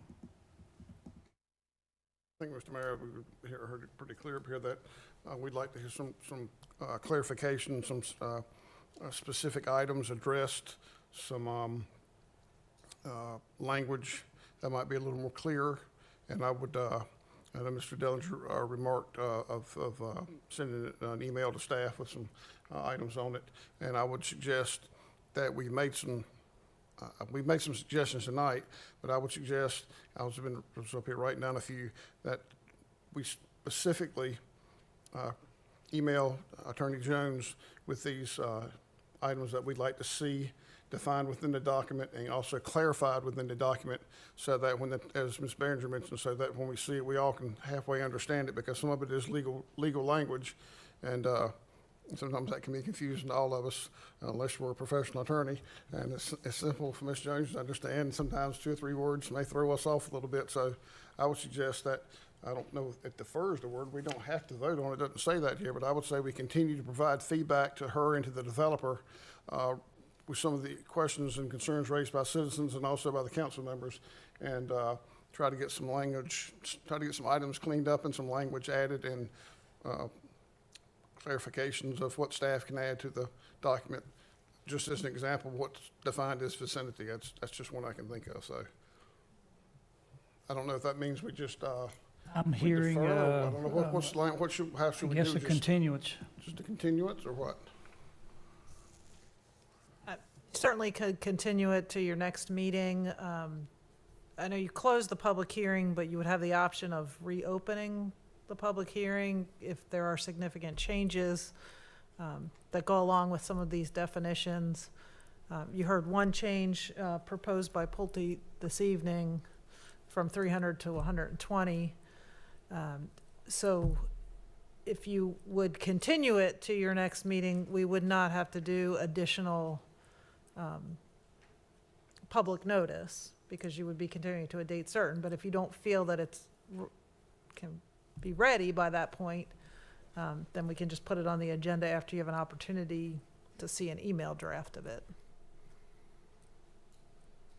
Okay. What say you, council? You've heard the attorney's explanation. What would be the next day the next meeting that would potentially give you time to do what we're talking about here? Well, I've taken notes of some of the things to be defined, and I can certainly work on those with Pulte's attorney. But if you have other things that have been mentioned tonight, the sooner you get them to me, the easier they can be addressed.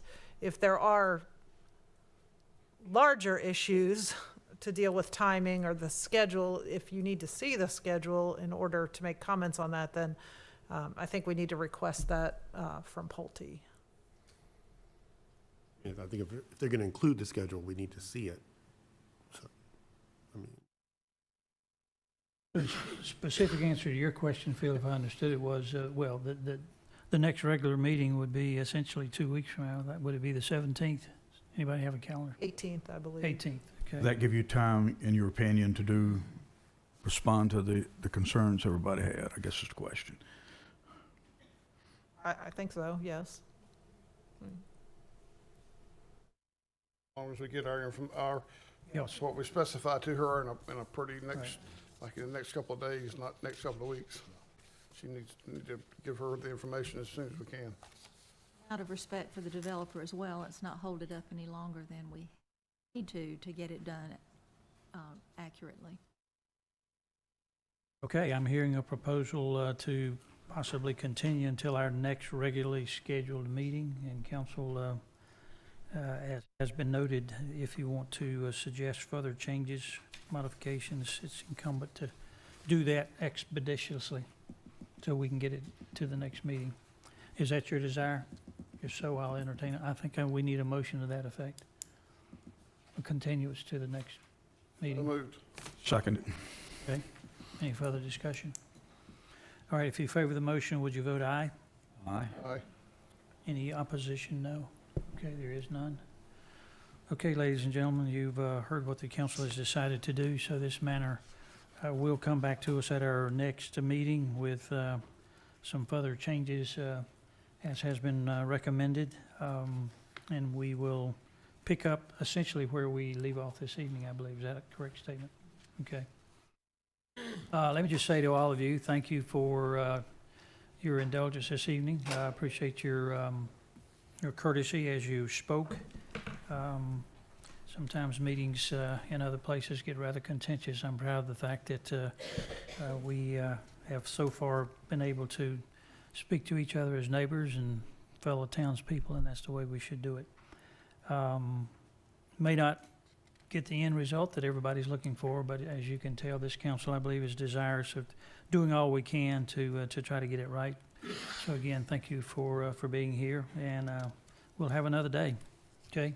Any other question? All right. Conclude that particular hearing, and we will go to our next item of business, which is under new and old business. Give everybody a chance to leave who wants to at this time. I believe the developer for that one was upstairs, so they'll be coming, the developer for the next one is upstairs, they'll be coming down. okay. Oh, okay. Yeah, they just waved at us. How you gonna pretend? Yeah, but they just came in. They're in the Oh, back okay. against the wall. Okay.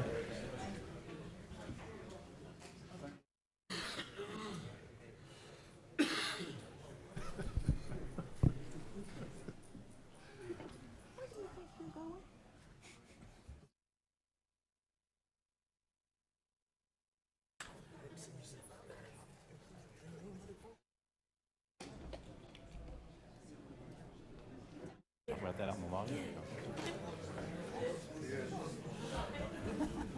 What are you doing in here? Oh, gotcha. That makes sense. I'll just follow. I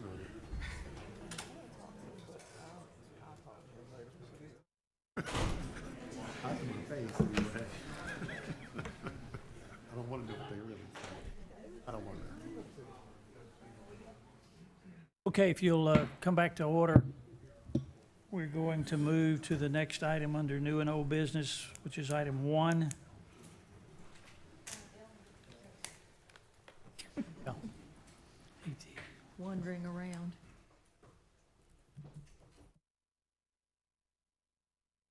So I'll recognize Mr. Triesenberg, or, I'm sorry. Okay, okay. Who's going first? Okay, Ms. Jones, okay. All right, I recognize you at this time, Ms. Jones. Good evening. You have both Jeff and I tonight. So I'm going to tag team Greenbrier Park. I'm here tonight to talk about Greenbrier Park conditional rezoning CZSP 2102. As you're aware, this project has come to you before at the public hearing back in February, and I want to say August of this year too as well. Just to give you a brief rundown of the case. The applicant is Liberty Investment Partners. The current property owners are David and Marilyn Martin and Larry and Rebecca Godwin. The location of this project is located off of Grovemont Road and Timber Drive, about 17, almost 18 acres. The request was submitted in April of 2021 to rezone the 17 acres. And the old request The request also offers architectural conditions and amenities along with the site plan. And just to make a special note, under the new rules at this time, submittal any site plans involving more than 100 multifamily dwelling units will also require a special use permit. So if this project gets approved tonight, you will also be seeing the special use permit for the site plan for this project as well. This is the overview of the project area.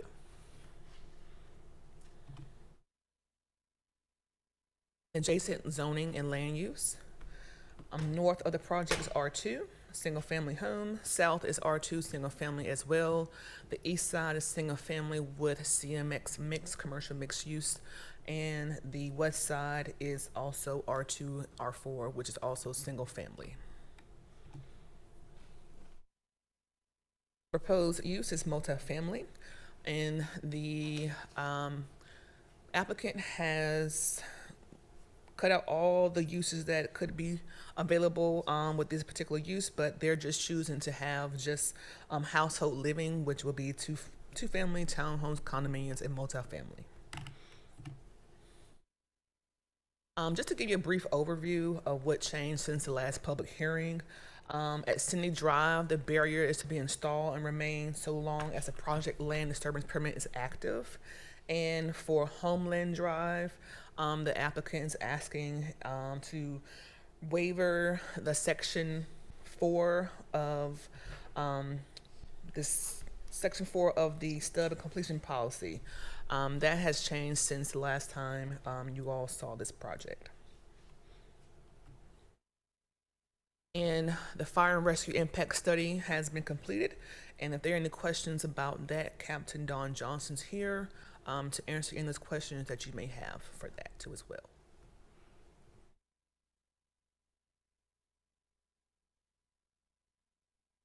Let's finish. You've all seen the site plan before, Allison. I don't think there's anything to point out for this slide. Okay. But we can come back to that as needed. I just want to focus on what occurred at the Planning Commission. For plan consistency in terms of future land use, the predominant designation for the parcel is high-density residential. We had a little hiccup on that during the meeting because the shading with the with the property underneath was making the colors a little bit fuzzy, but it is predominantly high-density residential, where you see the darker brown. That's not just the overlay of the trees underneath, but it also includes that parcel here. These two parcels and this one over here are medium-density residential. There's not much difference in the description of those apart from what the density requires for those areas. They both encourage context-sensitive development in doing what you can to preserve and enhance the culture of the adjacent residential communities. The proposed townhome style structures are a recommended residential style by that HDR designation, and the proposed density at 5.9 units per acre does fit within the recommended of being over 5.0. Again, because the acreage designated medium density residential is minimal, and the proposed density is 0.9, higher than what the MDR would recommend, staff is not of the opinion that any kind of amendment is warranted. That being said, if somebody feels otherwise, that is an automatic process that could be put in, but since the majority is HDR, staff is comfortable with that not needing to happen. In terms of transportation, Timber Drive remains a 4-lane divided roadway. They are providing the new 2-lane collector outlet from the development area out to Grovemont Road, and the width for bicycle accommodations where they front on Grovemont Road is being provided as well. So as the project includes those items, this project is also then considered consistent with the transportation plan. In terms of the parks plan, the project is located near what is identified in the parks plan as an education and recreation greenway corridor. That corridor was identified to run from the Southeast Regional Library here near Town Hall, west to Yates Mill Pond Park, and it would also have connections at Garner High School and Smith Elementary. For greenways, you're primarily looking at either a stream corridor to follow or a roadway corridor to follow.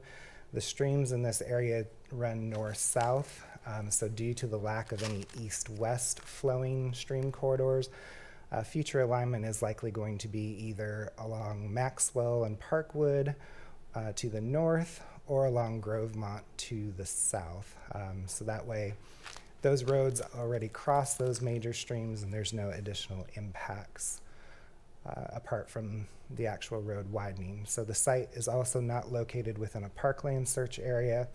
So therefore, if this project is approved, it will be required to do a payment of fee in lieu of parkland dedication and can be considered consistent with the park's master plan.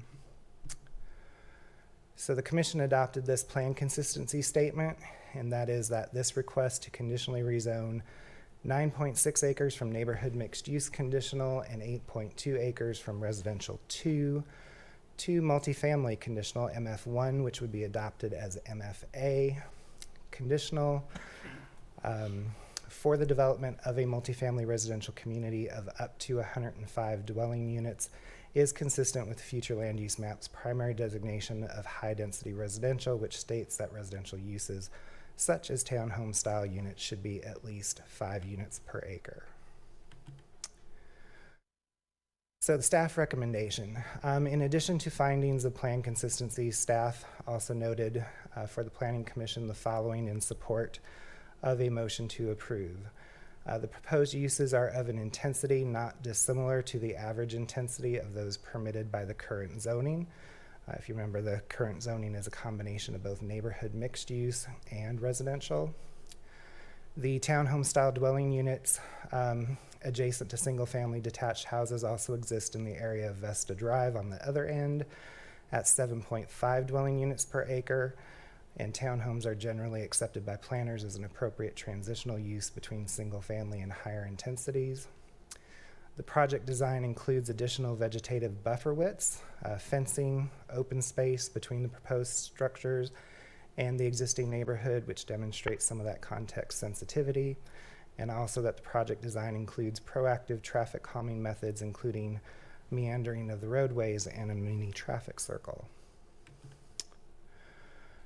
So what you'll see now on the motion sheets in front of you, kind of in response and evolution of these motion worksheets, we had previously highlighted things that we felt were both in favor, supporting the request, and things that may not overtly be addressed by the request, but conceivably could have been if the applicant had wanted to go in that particular direction.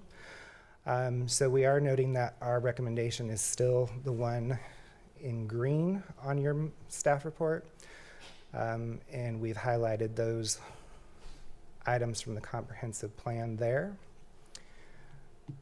Should the council decide, though, that they feel that it is not reasonable, we have also highlighted some things that we feel the project does not do.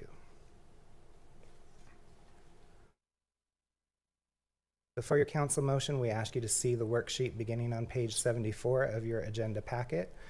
Just a reminder that a motion is also necessary to approve or deny on Homeland Drive the stud completion waiver that has been requested by the applicant. If you are so inclined, the applicant would like to address the council in regards to some of these changes since the last meeting. And if you have any questions for us, we'll be glad to answer those as well. I have the conditions on another slide if we need to go back and revisit any of those items or anything on the motion worksheet. Okay, thank you, Mr. Triesenberg. Council, do you want to move to questions for Mr. Triesenberg? I'm inclined to hear from the applicant who desires to speak. Could we ask Mr. Triesenberg for clarification? Yep. Mr. Dellinger raised his hand also. All right. You could go back to the slide that mentioned Sydney Drive and Greenbrier and clarify what is being. So this plan has undergone some changes, but not. If you could explain each of these and what's different than maybe we have seen before? So for Cindy Drive, the applicant has committed to putting in a barrier. I think they've identified specifically a gate that would be installed and remain so long as the project's land disturbance permit is active. So in a way, we could have that stated as a written condition, but they put it as a note on the plans, which is also a condition itself. The land disturbance permit is the one that is issued by Wake County Environmental. So as long as there is the potential for the ground to be disturbed and the need for those sediment and erosion control devices, then that land disturbance permit will be active. So even if they get down to, just 3 lots or so, that permit is still active at that time. It's a temporary barrier for construction. Correct. Okay. And then for Homeland Drive, they are specifically requesting the waiver per exception number 4 of section 4 of the policy, which is the one that gives you all the discretion. We just noted as staff that per Raleigh Utilities Handbook, the extension and connection to water lines still requires the right-of-way to exist. So even if the stub is not completed itself, so that would create some green space between the 2 ends of the road that will need to be maintained. But that is what they are asking, but the right-of-way cannot go away because the utilities are being extended through there. And then per the policy, we would ask for a side path to at least allow bicycles and pedestrians to go back and forth between the neighborhoods. In this version of what's being presented to us, it doesn't connect with asphalt, but it connects with other pedestrian walkable facilities. Is that Homeland, yes. So they're still showing it in their plans, but they've added it as a note pending the outcome of your decision on the waiver. So they would make that change prior to their special use permit application. Oh, so the policy will come with the permit. Okay, thank you.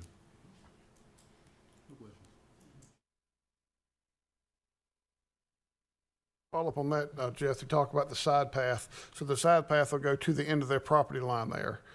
It will not extend it further down to the 2 residents on Homeland Drive, that also front on Parkwood. Right, I haven't talked this completely through with this scenario with engineering, but what I envision would be that since there's no receiving sidewalk, we wouldn't do a sidewalk, but we could have a side path kind of connect the roadway, since bicycles and pedestrians would be using the roadway itself on Like one an side. asphalt path, like a we call multi-purpose paths that are wider than a sidewalk. But we would work out the specifics as part of that special use permit. But Like the sidewalks and looking at the site plan, I just want to, I make sure I'm looking at the site plan correct, I'm not sure. The sidewalk will be extended from the intersection of Grovemont and Timber down to the front of their property. Is that correct? It'll just, where it ends there, it will just, I'm just making an assumption the sidewalk will front on the Grovemont. I don't know if I'm wrong with that. It looks like it to me, but I'm not sure. they are showing it, I believe, all the way. Sidewalk all the way to the end of their property line. Yep. And then I'm assuming there's some here on their property that's there also. Correct, so along their frontage. So the sidewalk is extended a ways, and then one day hopefully it'll connect those other 3 properties. Okay, I just want to clarify that. And Mr. Dellinger brought up the part about a barrier temporary. So we have the traffic circle, and you mentioned on here one of the slides that's in here also, other traffic calming devices. And when we say other traffic calming devices, is that something other than the traffic circle, or are there traffic calming like the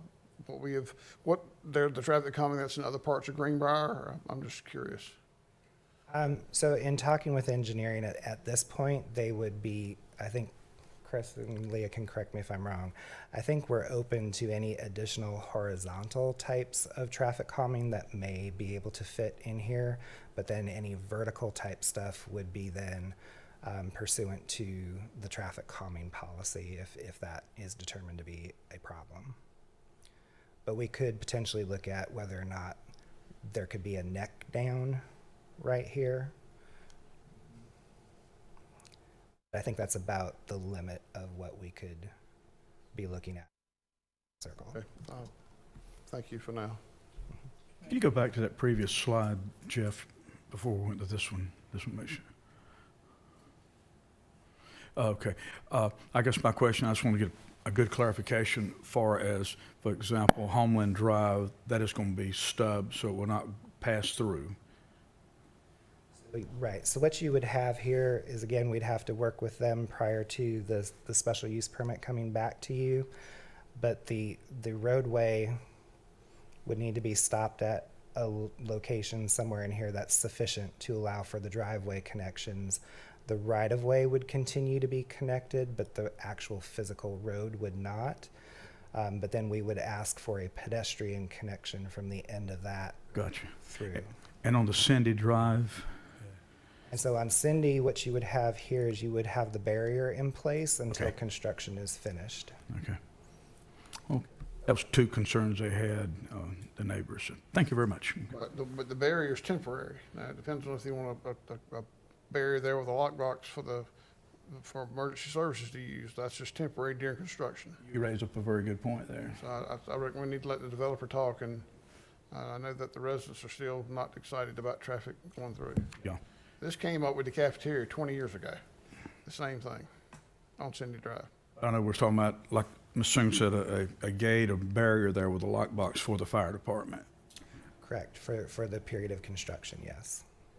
Jeff, could Something you we're gonna make qualify? happen. Excuse me, go ahead. Could you clarify, Jeff, the reason that it's being proposed is permanent and what would have to change, if any? There'd have to be a change made to the ordinance to allow Yes. permanent. And could you just elaborate on that, please? Sure. So yeah, the UDO right now would not allow for a permanent situation like that, so the text would have to change, which would require a text amendment, and then for us to kind of reevaluate the whole. Because if you put it on a public street in one place, what are going to be the conditions for not allowing that or else? So engineering and other folks would have to weigh into that. But one of the things that I think planning would encourage you, because this is probably not the last time that this kind of situation is going to present itself, we do believe that during construction that is the critical period.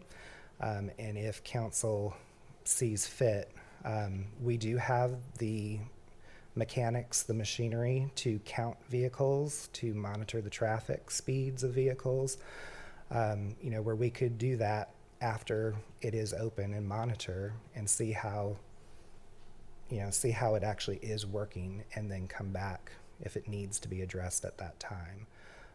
But we understand that critically, during construction, we don't want heavy vehicles. It also gives time for the residents of the new parts to establish their travel patterns and not become immediately dependent on those other connections.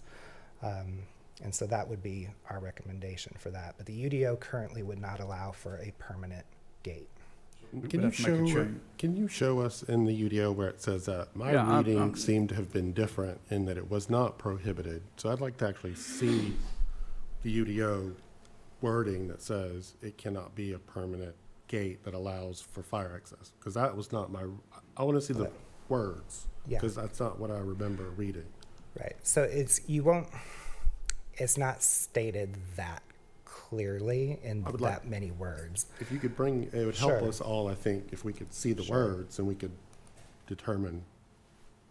So the only mention of gates is in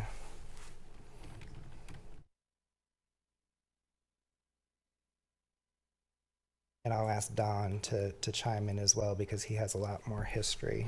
Because that was a big concern of the residents, but of course we knew for emergencies, a gated with a key to it, the fire department could have that key to it. In the event of an emergency, they could get through it, but that was an important thing with the residents.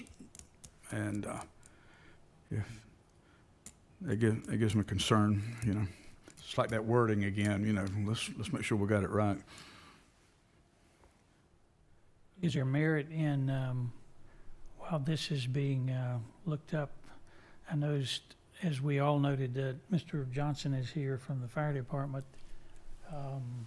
Did anyone want to hear from him as related to the concern about the emergency vehicles and the issue? Transit through the area there. Anybody want to hear from him? Not yet. I'd like to get the answer on this. Okay. Well, I didn't know if it's to facilitate time. I found it in 8.3.4 where it talks about only private drives. Is that what you were thinking of? Right here in 8, yeah, so it's 8.2.4 C5. So where acceptable to the town of Garner fire officials, secondary private access points may be gated. There's no prohibition in the UDO for us doing it. I think this came up before, and without an explicit prohibition, we can do it. There's an example of a secondary private access gate is it's on Timber Drive at Highway 50, the senior apartments back there. There's a cul-de-sac beside the State Employees Credit Union, and that accesses the parking there, and there's a gate there. And as I recall it being done and that is access to a private property. But they were worried about people cutting through their parking lot to beat the stoplights at Timber and 50 and at New 50. That's why it was done. The other parts of there's many parts of the ordinance that intersect with this. The other is the requirement to terminate properly a temporary dead end, which is what this is as well. So even it requires you to do one or the other, so. Say that again now, make sure I got what you just said. Sure, I'm sorry. Again, I hope at the very least everybody appreciates kind of the complexity of the ordinance requirements. It's not always easy to come to. Any temporary stub that is classified as, they're referred to as temporary dead ends, that is over a certain length, when the property adjacent to it develops, must either carry through so that it's no longer a temporary dead end that exceeds that maximum length, or it needs to be somehow shortened and a permanent turnaround put in place. This Cindy Drive stub exceeds the maximum length for what can be permanent. Does that help? What's that distance? I believe it's 250. And connecting with a gate, it could be argued, doesn't continue it as a dead end. The dead ends are in there for fire and safety access primarily, so that they can get through. That's the primary purpose, and that's what the gates resolve, is that inability to shorten those response times. Again, my fellow council members have heard from the residents that this is a big concern, and if it's not prohibited for us to put a gate that fire can access, then we can do that. I understand there may be connectivity preferences, but the residents also have their preferences. And if Understood, that just has not been our staff interpretation of this, and I don't know that without talking about it further that we're comfortable, just kind of making this decision right here and there. Seems like a reasonable response to me. I mean, I'm not sure how much we're going to benefit by sorting through the statutes and having to look them up here this evening. It could come up again in other developments. It's not. I don't think it's a one-shot deal here. This growth we got going on, it's. I think it's important that we resolve it now. If we need to, if it's an interpretation, how can we interpret it to make this thing work? I guess, or. And again, I don't want to belabor the point, but it's more than just so many different things feed into this. Some are smaller than others, but I don't want to speak on behalf of every other department in the TRC as to why these regulations are what they are. You know, we talk about safety for pedestrians. The data that I've looked at, if pedestrians are walking on the correct side of the road, which is the opposite of oncoming traffic,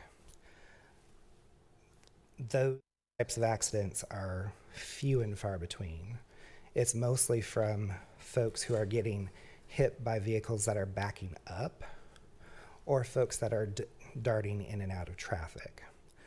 So, you know, the longer that road is, it's great that, you know, fire has access to that. But then you still have your larger vehicles, whether it's your garbage trucks, other delivery vehicles that are going to be backing up. And there's, you know, there's already standards of how far that should be, and the 250 is actually longer than that. So it's, I'm just trying to say that there's more that feeds into this than just a simple fire getting out and doing a Knox box. Let me ask you this. Having said all that, yeah, I'm gonna try to help you out here, maybe. Old country boy logic here. If we approve this tonight, can we come back? I know we can make updates on our UDO to address that issue, and we'd have plenty of time before the project is constructed or even started to come back and revisit that, or we could possibly make that amendment, and that would take care of that situation. Is that a workable? I believe when you hear from the applicant, that's going to be their approach, Okay. In saying, hey, we've committed to doing this during the time of construction. You have a process to follow to amend your Right. UDO. So we could do that. Yeah. We need to. You don't think we need to? We don't need to amend the UDO. We're not prohibited from putting the gate there. It's just, it is, I know you say it's not. Interpretation. That's not the current UDO says it only applies to private drives, so anywhere there's a public street, gates are not allowed. Gates are only allowed on private drives. There's a little bit different language in the old UDO because this, It's under the old or new UDO. well, they have permit choice, so the fact that it changed, but it's still, I'm looking at both of them, and it says secondary private access points. This is a public street connection. How did we do that at It was Garner allowed High School everywhere, that that time? clause wouldn't be needed. I'm going to ask Mr. Don Johnson if he will come to the podium, and I want to hear from him. Throw him under the bus.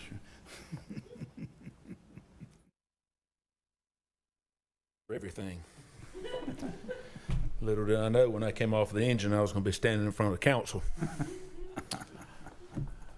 Good evening, council. I know everyone here, but to be formal, my name's Captain Don Johnson. I'm the captain of our community risk reduction program, and kind of charged with looking at the pros and cons of things involving TRC from a fire department standpoint. And I don't claim to be an expert on the UDO. This is relatively new to me. But the biggest thing that stands out to me in all of this, as far as the verbiage, is exactly what our town attorney was just referring to, is that this is a public road. I am going under the assumption that the road within the new subdivision would also be publicly maintained roads. And I've heard over the past few months several references made to other locations that have gates, and they are not incorrect. There is a gate at the end of Salt Hill Road. There is a gate at the end of, I can't think of the name of it, but it goes into the back of the Evolve apartment complex. There's a gate, and I didn't even think about the one at Timber Point at the Senior Citizen Center. However, all of those are secondary access points, A, and B, they all access private property. Even the land at the end of Salt Hill Drive, unless I'm mistaken, is still a gravel road, and to my knowledge is still a private, that section is still private. So that gate under the UDO, current UDO, is allowed. Even though I rode out there and looked at it the other day and somebody's unlocked it, you could push the gate up and drive through it right now as it is. Nonetheless, there is a gate there that based on my understanding of the UDO, is allowable in all of the situations aforementioned. But also my understanding is that these will be two public roads being connected, that Cindy Drive already exceeds the maximum distance for a dead-end street per the UDO. And if I'm not mistaken, this issue actually came up in a previous subdivision, the one over on Garner Road, where they wanted to connect. There was some opposition to creating a traffic circle connecting a street over there, and this same issue came up, and I think that decision was made to connect it for this very reason, that they were public roads as well. So that's all I have from a legal standpoint. So I will address you from the fire department standpoint. I've been on the fire department here for 30 years as a volunteer and full-time. I have waited with bated breath for Cindy Drive to be connected to some sort of asphalt so we could get a vehicle into the south side of Greenbrier subdivision. It takes us, I mean, I've driven it several times. I've done the math on it. I've done the GIS maps on it. It takes a solid driving very, very fast, 7 to 8 minutes to get to some of the south sides of Greenbrier subdivision from our Station 3, which serves that area. And that and Station 1. They're about 6 or half a dozen, one or the other, as far as the distance goes. You know, our desired response time for our fire department is less than 5 minutes. And we're only meeting that on about 40% of the calls in Greenbrier. This would significantly cut down our response time in some of those areas down around Camellia Drive, the south side of Greenbrier Road. My other fear is that, you know, I look at it also from an emotional standpoint. I'll be honest. I would hate to know that I could get to a townhouse in this new subdivision in a minute and a half, which is about what the time it takes to get to that specific area where that traffic circle would be installed. It's about a minute and a half. I would hate to know that I could get to an emergency there, and I'm a resident on the other side of that gated street, and it takes the same fire truck 8 minutes to get to my emergency there. And I could throw numbers and statistics at you all day long, but I can also throw one specific call in that it actually came in not long after the last meeting we had here. That was a seizure call of a child that it took almost 8 minutes to respond to. If that had been my child, I'd have been very, very upset to know that if that had happened 2 years from now, that we could have been there in 2 minutes versus almost 8 minutes. That's my emotional plea. But predominantly, I'm here to ask for the council to please, let's not set a precedent that we're going to have to, and Councilman Matthews made a good point, if we don't resolve this one now with this subdivision, whatever the outcome of it is, we're going to run into this again. We've run into it once on West Garner Road. We're running into it now. We're going to run into it again. And, you know, our goal from the fire department standpoint, I have talked over this with the fire chief. He is absolutely supportive of a temporary gate being put on at that location until all construction is complete, as well as what was the permit? The land disturbance has expired. And at that point, we would open that gate to traffic. You know, I can only speculate as to what the through traffic will be. I do know that there are common devices that were installed on Winterlocken and some of the other streets in there at one point in time because of the cut through traffic from 401. I ride through there regularly. My in-laws live in Greenbrier. Trust me, I have a personal connection with this too. My in-laws live in Greenbrier. I'm sure they're gonna probably kill me if they know I'm up here supporting through traffic. And they don't like me a whole lot anyway. So I'm truly here for the greater good of all the citizens of both Greenbrier and the new subdivision going in, and creating the best path of travel and the best service that we can provide to everyone in that community instead of separating those communities. Thank you, Mr. Jones. You probably said enough already. I didn't know. But my in-laws don't watch this online, so I'm safe from that standpoint. Your points are very valid, I think. Let me see if anybody's got a quick question they want to pose I here. have a comment, Mr. Mayor. Go ahead. In reading the materials today, I noted that when the Greenbrier community was built, that that stub was planned to be opened in the future for connectivity. So that's not new.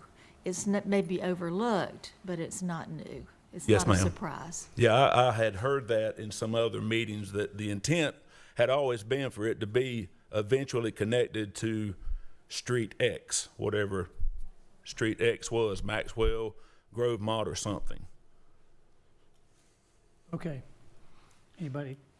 Okay, thank you. Thank you for being Yes, sir. here. We Thank you. appreciate it. Okay. Okay, Mr. Triesenberg, did you say the applicant wants to speak at this time? Okay, yes, please. Good evening, Mr. Mayor and members of the council. I'm Collier Marsh with Parker Poe at 301 Fayetteville Street here on behalf of the applicant. I did have a presentation, but we're going to hop through it as quickly as possible. You all have seen this project several times, and so some of the points have been hit over and over. But if we could jump, next slide. So I do think it's important to note we are consistent with the future land use map. Planning Commission did vote at its meeting last month unanimously to recommend approval of this project. So that's one development since we saw you last. If we could go to the next slide, please. Next one. So it has been a long process on this project.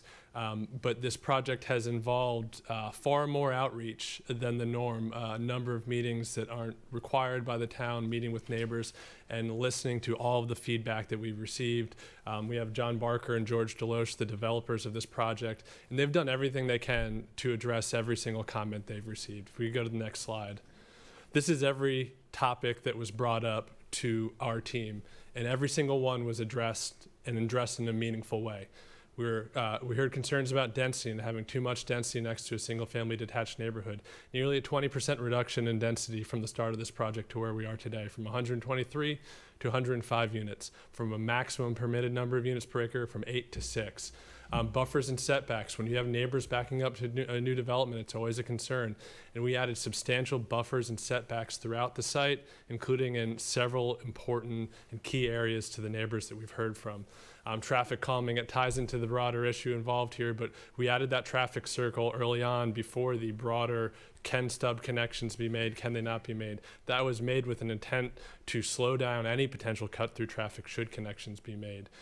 We realigned streets to create more separation, to slow down traffic because it's not a straight shot. Added open space throughout, including a passive play field right next to our neighbors, so they don't have units behind them but have a nice landscape field that they can utilize just like the residents of this community.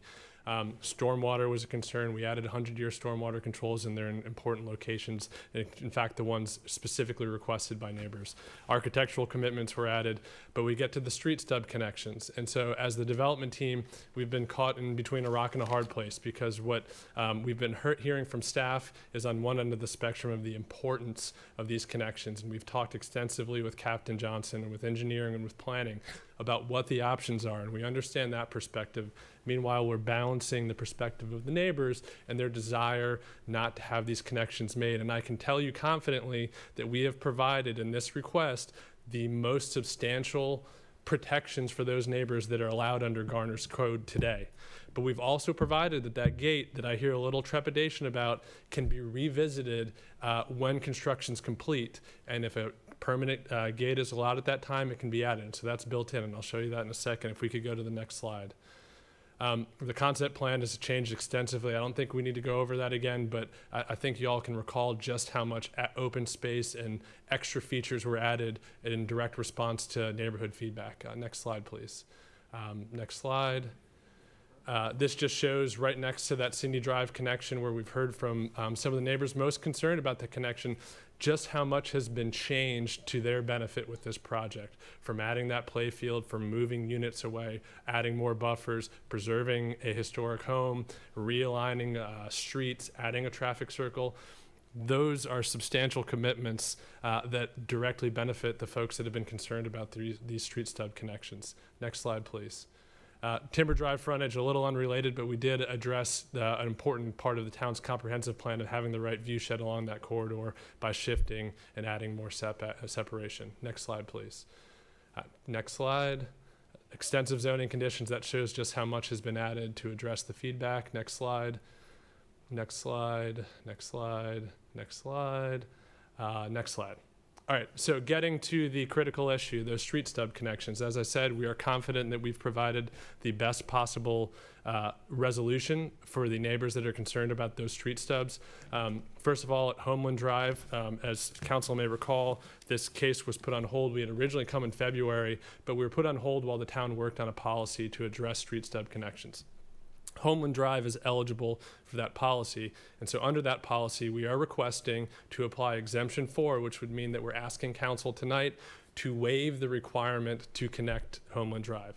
So what that would mean is if you vote to approve this rezoning and grant that waiver request, then when we come back in a month for a special use permit, we will have a plan that has taken away that connection, and we'll have the pedestrian improvements that Mr. Triesenberg has noted. And so that's the most stringent take away that connection option. Next slide, please.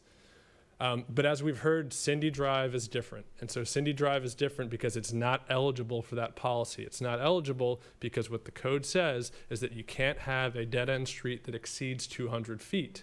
And so the connection from where Camellia heads south and then hits Cindy Drive and goes west, that's more than 200 feet. So we're faced with two options. You make the connection, or you find a way to terminate that dead-end street. But if we want to get it to that 200-foot length, that puts it right on actually this gentleman right here's property. So we would have to build a cul-de-sac right on his home. We couldn't do that.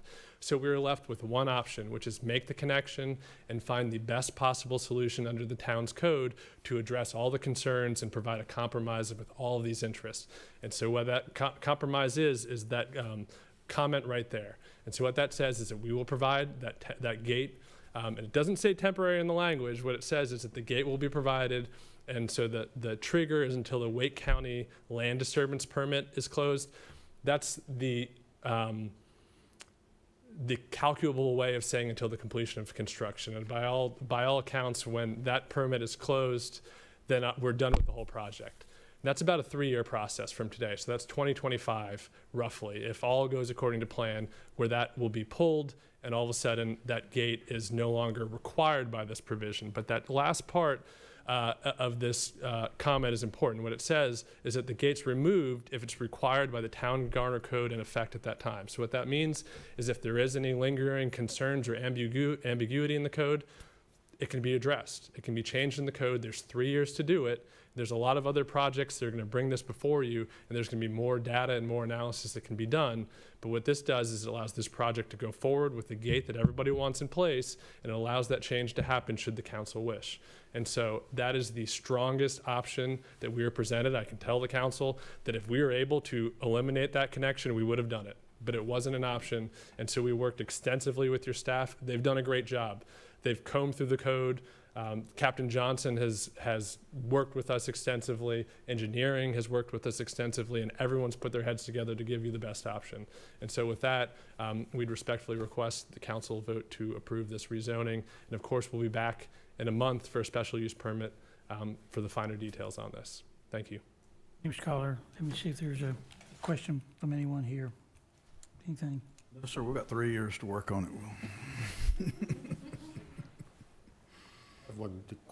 Just a quick question. I know we're Just overdue for. I'll get to you. Oh. Yeah, I'm yeah. good. Go ahead, Mr. Smith. We're Okay, overdue good. for a recess. I'm curious, and we don't have to answer this tonight. There's some authority that allows a temporary gate. Why is there a difference in statute or ordinance? There is a difference between temporary and permanent. The other is I'm curious about the definition of secondary private access point, because in the old UDO, if that's what you're operating under, it says where acceptable, town of Garner fire officials, secondary private access point may be gated. And this is where in the other old UDO as well, local residential streets shall connect with surrounding streets where necessary to permit the convenient movement of traffic or facilitate access to neighborhoods by emergency service vehicles or for other sufficient reasons, but connection shall be designed to avoid the use of streets by substantial through traffic, which again is a case for a more permit emergency access point.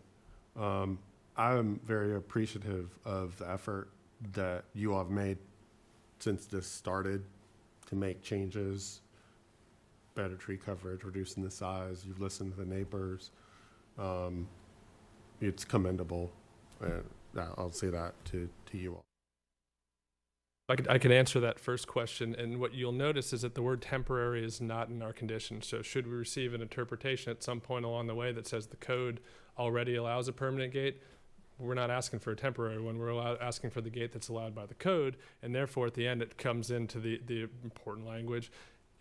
It shall only be removed if required, or it shall be removed if required by the town of Garner's code. So if the interpretation is it's allowed to stay, then it's allowed to stay. Okay. Anything else? Okay, thank you, sir. Thank you. Is anybody else who's going to hear? Excuse me, we were going to hear from anybody else from you? Okay, from your team. All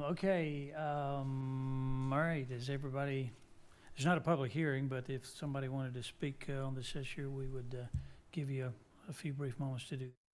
You've been at this a long time.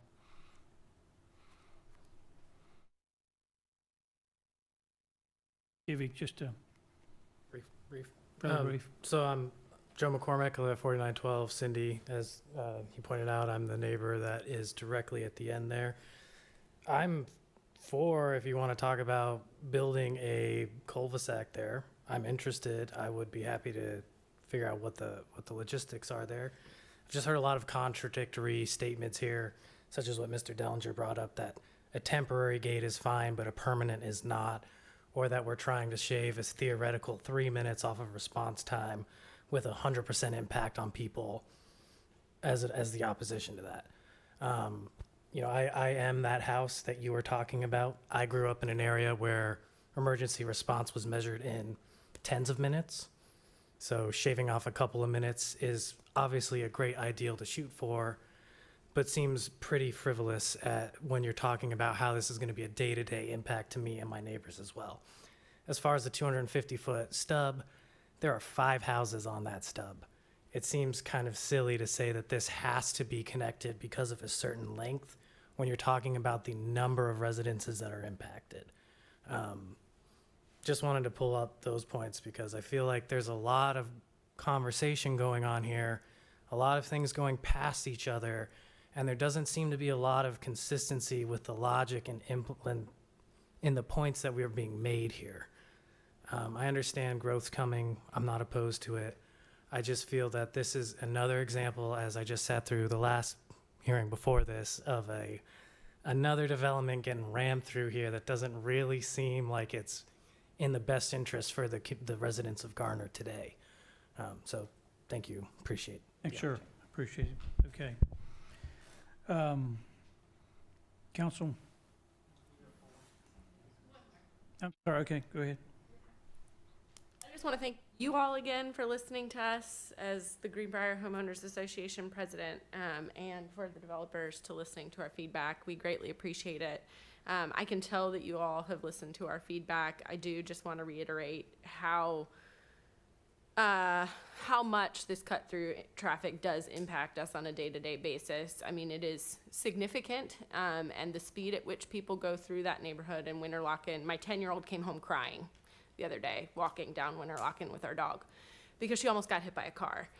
It is significant. I will appreciate the response time of the emergency vehicle if it happens, because, I mean, it's significant how often people fly down that street. So thank you for listening to us. Thank you for the gate. And I appreciate the work that you're doing and hope that you will just continue to consider the safety concerns we have as residents of the neighborhood. Thank you. Thank you. Well, I'm going to go to the recommended action that council should consider at this point in time. And that is to consider a motion to adopt statement of reasonableness and approve or deny CZSP 2102 and adopt the accompanying ordinance. Council, are you ready to move on this item? All right, Mr. Mayor, we're still trying to figure out language about permanent and temporary and permanent and private drives and this drive and that drive. I sit here and listen to this about the gates. Of course, we put them on Spring Drive. I still don't get over that, how we able to do that. Temporary, while the school's built, but we shut down Spring Drive with gates from 7 a.m. to 4 p.m. every day. Anyway, that happened. I often think about gated communities. And yeah, that goes into private property, but there's a gate. You go to the beach, all those places, they don't have security guards anymore because of staff. Everything's got a gate. Everything's got a gate. How do they access it? Anyway, again, I know that's private versus public. And so I just don't think, I just don't understand, we're talking up again and again and again and again as we're connecting new development to a 55-year-old subdivision.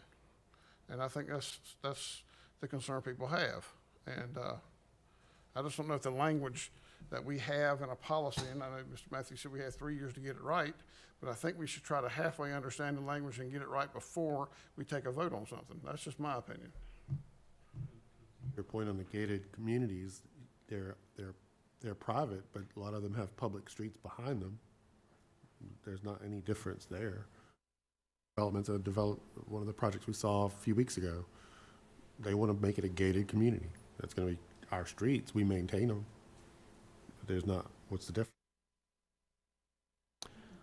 Okay. Mr. Mayor, if I could just add, Mr. Beasley is sharing some information with us virtually tonight that there are some fire code questions that have to be answered before a definitive decision could be made on the gate. And so I would respectfully request that council might consider, as presented tonight, this does allow us the time. I know you want a faster answer, but if there's some fire code issues that may not have been worked out in the current plan, then we need some time to make sure that we've addressed those appropriately. I know who he is. Identify for the public who we're talking about. Our inspections director, Mr. Yeah, Beasley. okay. All right. So Mr. Jones, this isn't a public hearing. Do we continue this, or we just say we're going to move this to a later date? This isn't actually the public hearing. This is, you could approve the rezoning at this time, or you could continue it to a later date. Or you could deny the project. 3 options, I think. I don't think we're sitting here and we're saying we're not negative, we would deny it because we're hung up on a issue, I think. Because the concessions made by the developer, apparently most everyone in Greenbrier are satisfied with that. But this one issue that we need clarification on, and we need to make sure, yes, we got 3 years to get it right, but and I'm not saying we wait for 3 years, but maybe we need to wait for 2 or 3 weeks. Go ahead. I believe even though it may not be universally accepted that we need to change the UDO, staff believes that we would need to make a UDO text amendment to do this appropriately, and that will take months, not weeks. And so I do believe, as presented, it does at least provide some level of comfort that whatever the rule is at the time that the construction is complete would prevail. And so that, I think that gives us the opportunity to work on this and bring back what is necessary. I'm going to let Mr. Collier speak one more time. I believe he had something else he wanted to share with us. Yeah, I was just going to reiterate, we came in February, and so there's been a lot of timing issues for us. But Mr. Hodge covered it pretty well, that there will be ample time to sort out what I understand would be a text amendment. That's the uncertainty that needs to be added. So what's been provided affords the council the gate for a 3-year construction period and ample time. I'll also note we're coming back with a special use permit in a month as well, to the extent there are some short-term answers that can be provided as well. So that will be back before the council. Question regarding that then is, then we have to have a condition, shouldn't we have a condition, maybe with the special use permit, that the issue of the connection at Cindy Drive will take time to make a UDO amendment change, if so chosen to do that, and that would address that connection? Would that be not in a zoning condition, but it could be in a special use permit? Because what we're saying is, okay, construction can be 3 years, then we're gonna make them change it. But if we don't add a condition on there that we can make them change it, then they can say, oops. Can't they? I'm not concerned with the condition as they're proposing, because it leaves that option. But my interpretation is that you can't have a gate on a public street the way the UDO is currently written, either the former or the current. So that would require, if you want to start putting gates on public streets, then you would need an ordinance amendment to allow that. not to be confused with the connection of the street. So the connection of the street, it could be waived, and then a gate is irrelevant if you're never making the connection. So I think I just did a search, and I don't see anything that says that a temporary gate is allowed and a permanent gate isn't. Gates are, the only references I see to gates are on private access, private streets. I'm trying to wonder how we just did it a few years ago on Spring Drive. I know this is before you got here, but we had it. There was a sign hanging at Timber and Grovemont that said Spring Drive is closed from 7 a.m. to 4 p.m. Monday through Friday. And we had a developer come before us 2 weeks ago and it wants to do a gated community. So what is that? How is that covered? My understanding is that gated community will be on private streets. The town will not be maintaining those within the community. None of them. That's my understanding, is that's how you have a private community that's gated. Mr. Mayor, if I may help bring this some closure, my thoughts are we'll go ahead and vote on this, and as Mr. Hodges said, we can come back with a text amendment to address that gate issue. That gives staff time. We won't hold up this project, and we're just talking about a zone, and they're going to bring it back to us. Want to put that in the form of a motion? Yes, sir, I'm prepared to do that. Mr. Mayor, before you do that, Mr. Triesenberg was standing about to say something. I don't think Mr. Matthews saw him behind him there. I didn't see him, I'm sorry. No, I'm sorry. I was just preparing to state what Ms. Jones said, that those were private streets in that other development from 2 weeks ago. Okay, thank you. So I'll recognize Mr. Matthews for a motion.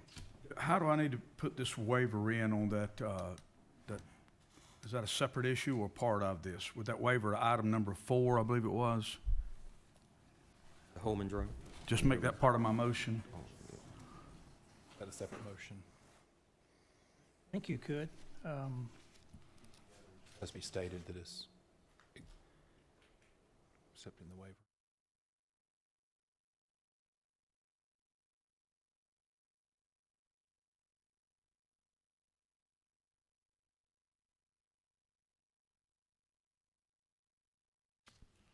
We'll defer to the town attorney, but we were envisioning 2 separate motions.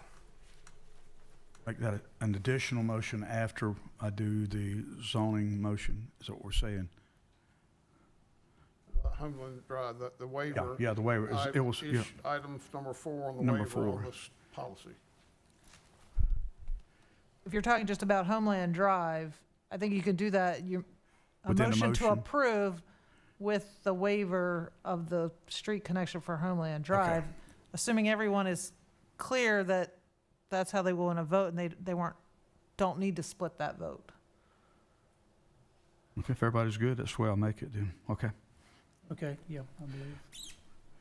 Mr. Mayor, I move that the town council accept the planning commission's written statement regarding consistency of the zoning amendment request and with adopted land use plans. Details in section 6 of the staff report as our own. I further move that town council adopt ordinance number 2022-5148, approving rezoning CZ SP 2102 as request reasonable in the public interest to include the waiver request number 4, and will likely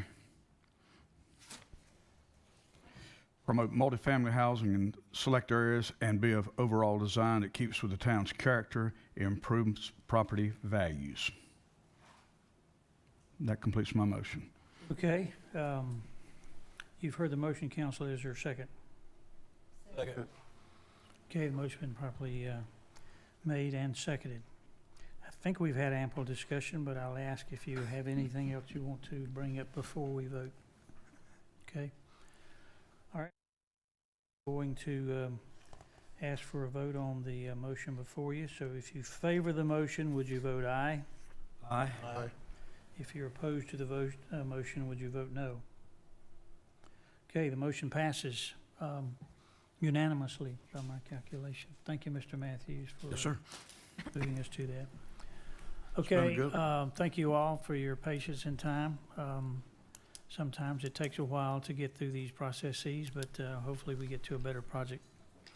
All right, I'm going to call a short recess, and we'll come back and finish the agenda at that time. So It's 9:45, so be back in 10 minutes if you will.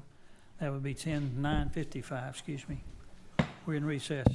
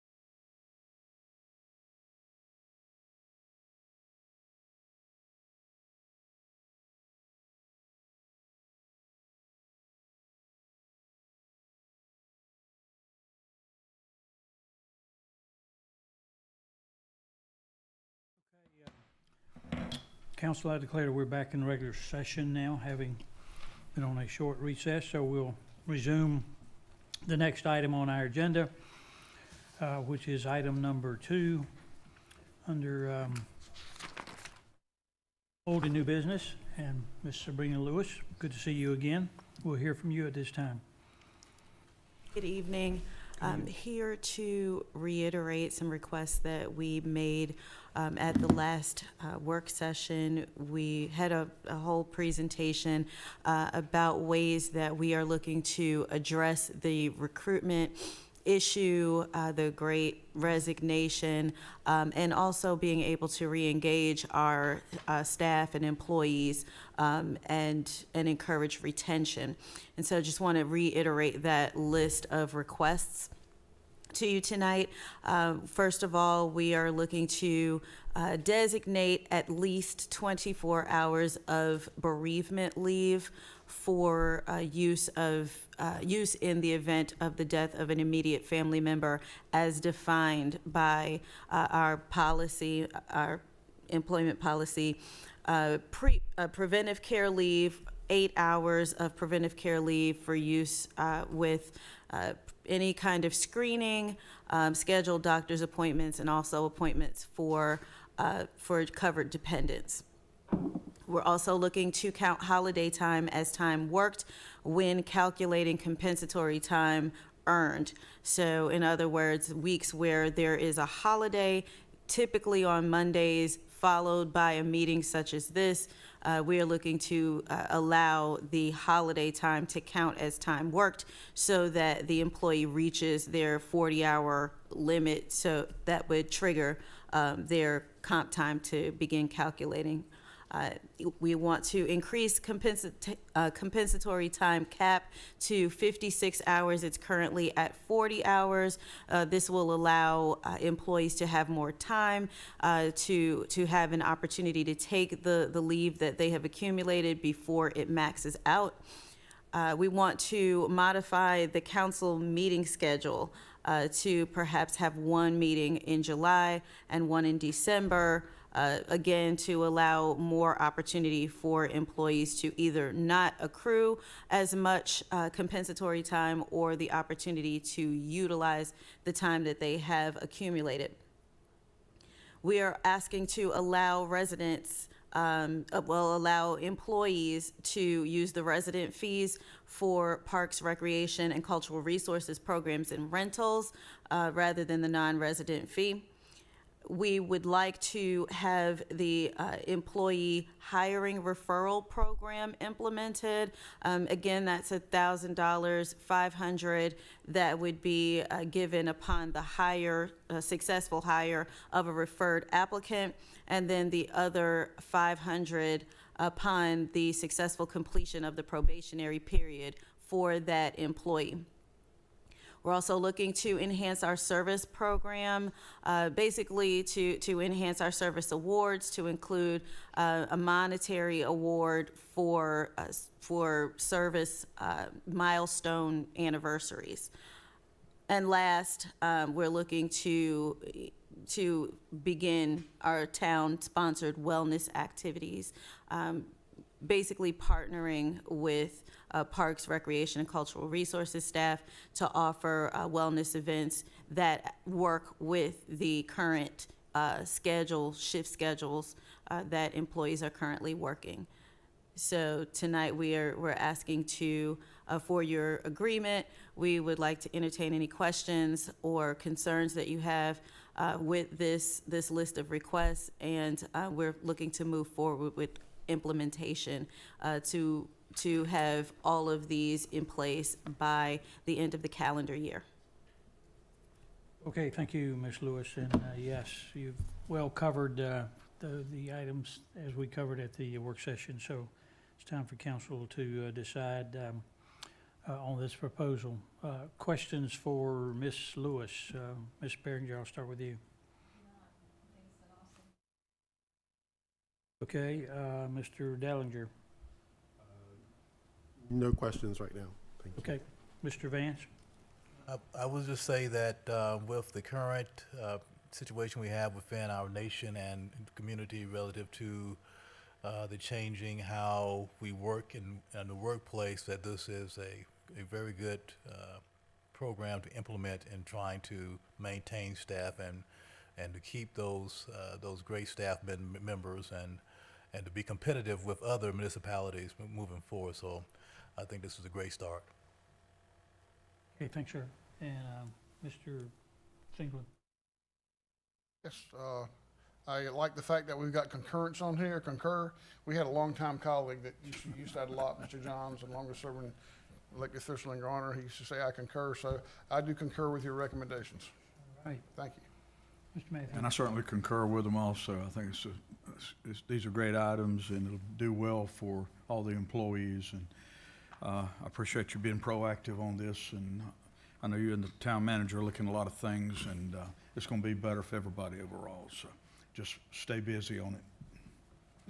Okay, and I have just one question I've discussed with the town manager, but so the item there that has to do with the meeting schedule for July and December, modify, does that mean we're eliminating a meeting, or what does modify mean there for those 2 months? Yeah, we would go to one meeting during those 2 months, each of those 2 months. So yes, it would be a modification from our typical three meeting schedule, and we would Some go to just flexibility as one. when they would be, well, right now we have one the first Monday and then the third, whatever. So it would be one of those, or we might even move the one we're gonna have. It could be one of those, or I know somewhere. Mr. Singleton had suggested that we try to go to the middle of the month if we were gonna just have one meeting, so it wouldn't be as much time in between the Okay. previous meeting and the next meeting, but.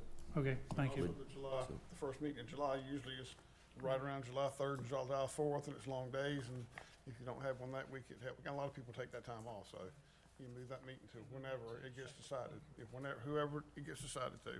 Okay, Yeah. thank you. That's the one question I had. Yeah, July, just for clarification, July would still be 2 meetings. We're just eliminating the one closest to July the 4th. July 4th. Yes, so you still have the second meeting and the work session in July. Sorry about that. Okay, all right, good, thank you. Yep. All right, Yep. yes, sir. I agree with all the recommendations as we've discussed. I just wanted to follow up on something I think that would also be helpful that I had mentioned at the work session. In the supporting data portion of the presentation, you mentioned several reasons people are retiring or moving, leaving, and retirement was one, compensation, internal advancement. And I think it would be helpful maybe to do a presentation at our next work session, sort of department by department, to sort of have the categories of retirement exodus. So and then just have a red, yellow, green, like red, this is going to be an issue in this department. Yellow is maybe, green is like they're fine, but retirement, hiring success, what type of hiring success that department is having. So kind of get a gauge, are they having a good time, an easy time or not? Retention success by department, red, yellow, green. And if certain departments are sort of prone to poaching, right? So that it just helps provide information where we need to even pay, not special attention, but give us more awareness of where the most competitive department positions are. And then advancement opportunities in the town. Are there ones where there are adequate steps? Are there ones where there aren't? And then sort of recommendations from you on how we could improve those if they're not present, or if it's kind of, we can't really do anything about it. But just, I think that'd be really visually helpful to kind of see where some of the trouble spots are and help us throw ideas out there. So. Questions or comments in regards to his inquiry? Yeah. Clear. Okay, go ahead. I will say that we started our data collection in a broader way, and we're looking to narrow that down. So we started with nationwide information. We narrowed that to local government throughout the country, and then we're now looking inward to our own information within our own organization. We started with leadership. We are looking at representation through some of the clubs, such as the Culture Club, and then trickling that down to the rest of our employees. And so one of the targets that we are looking at is departments. We're looking at level of employment, whether it's a leadership position, a manager, an individual contributor, And so we're looking to parse out our data based on some of those factors, but it will take us a little bit to pull that together. Anything else from council? So I believe it's proper for a motion to approve the recommendation to allow the manager to move forward with these strategies and benefits. So moved. Motion properly made and seconded. If you favor, aye. Aye. Aye. Any opposition, no. The motion is carried. Very much, Ms. Lewis. You've been very patient tonight. Having to wait. Okay, thank you. If I may, Mayor, I just want to thank you as a town manager. Thank you for your consideration for these items. I know staff will appreciate it, and heard a lot of feedback already from the bonuses that the staff received, and these things I think will also be a big help and maybe a surprise to some, and I think it goes a long way in showing appreciation for our staff, and also will help us some leverage for recruiting and getting talented staff on board. So thank you very much, Town Council. Thank you, sir. All right, any committee reports tonight? None? Okay. All right, Mr. Manager, floor is yours for manager reports. All right, Mayor, Town Council, want to mention some events that are coming up. First, we have movie night, and the movie is Sonic the Hedgehog 2, and that's going to be on Friday coming up. That's the 7th. From 7 to 9 at the Rec Center. And then we also have the Garner Night Market starting Friday, October 14th. That's from 5 to 9, and that's in downtown Garner. And Spooky Skate Night, Saturday, October the 15th, from 4 to 6 at the Rec Center. So just a number of events, and I think the Spooky Skate Night, I think, is a new event. Kind of an early Halloween, or? Yeah, probably leading into Halloween. Okay. By the name, but yes. Anything else? That's it. Okay. Oh, is there? Capital projects. Oh, yes, that's right. Yep. The capital project status that you have here, it's under council reports, but I need to mention it as a manager report. And we have Chris Johnson, who I'm sorry. I didn't turn around quick enough. Not Chris, sorry. Okay, so Leah's going to make the report, but I was just going to acknowledge that this is Chris's last council meeting.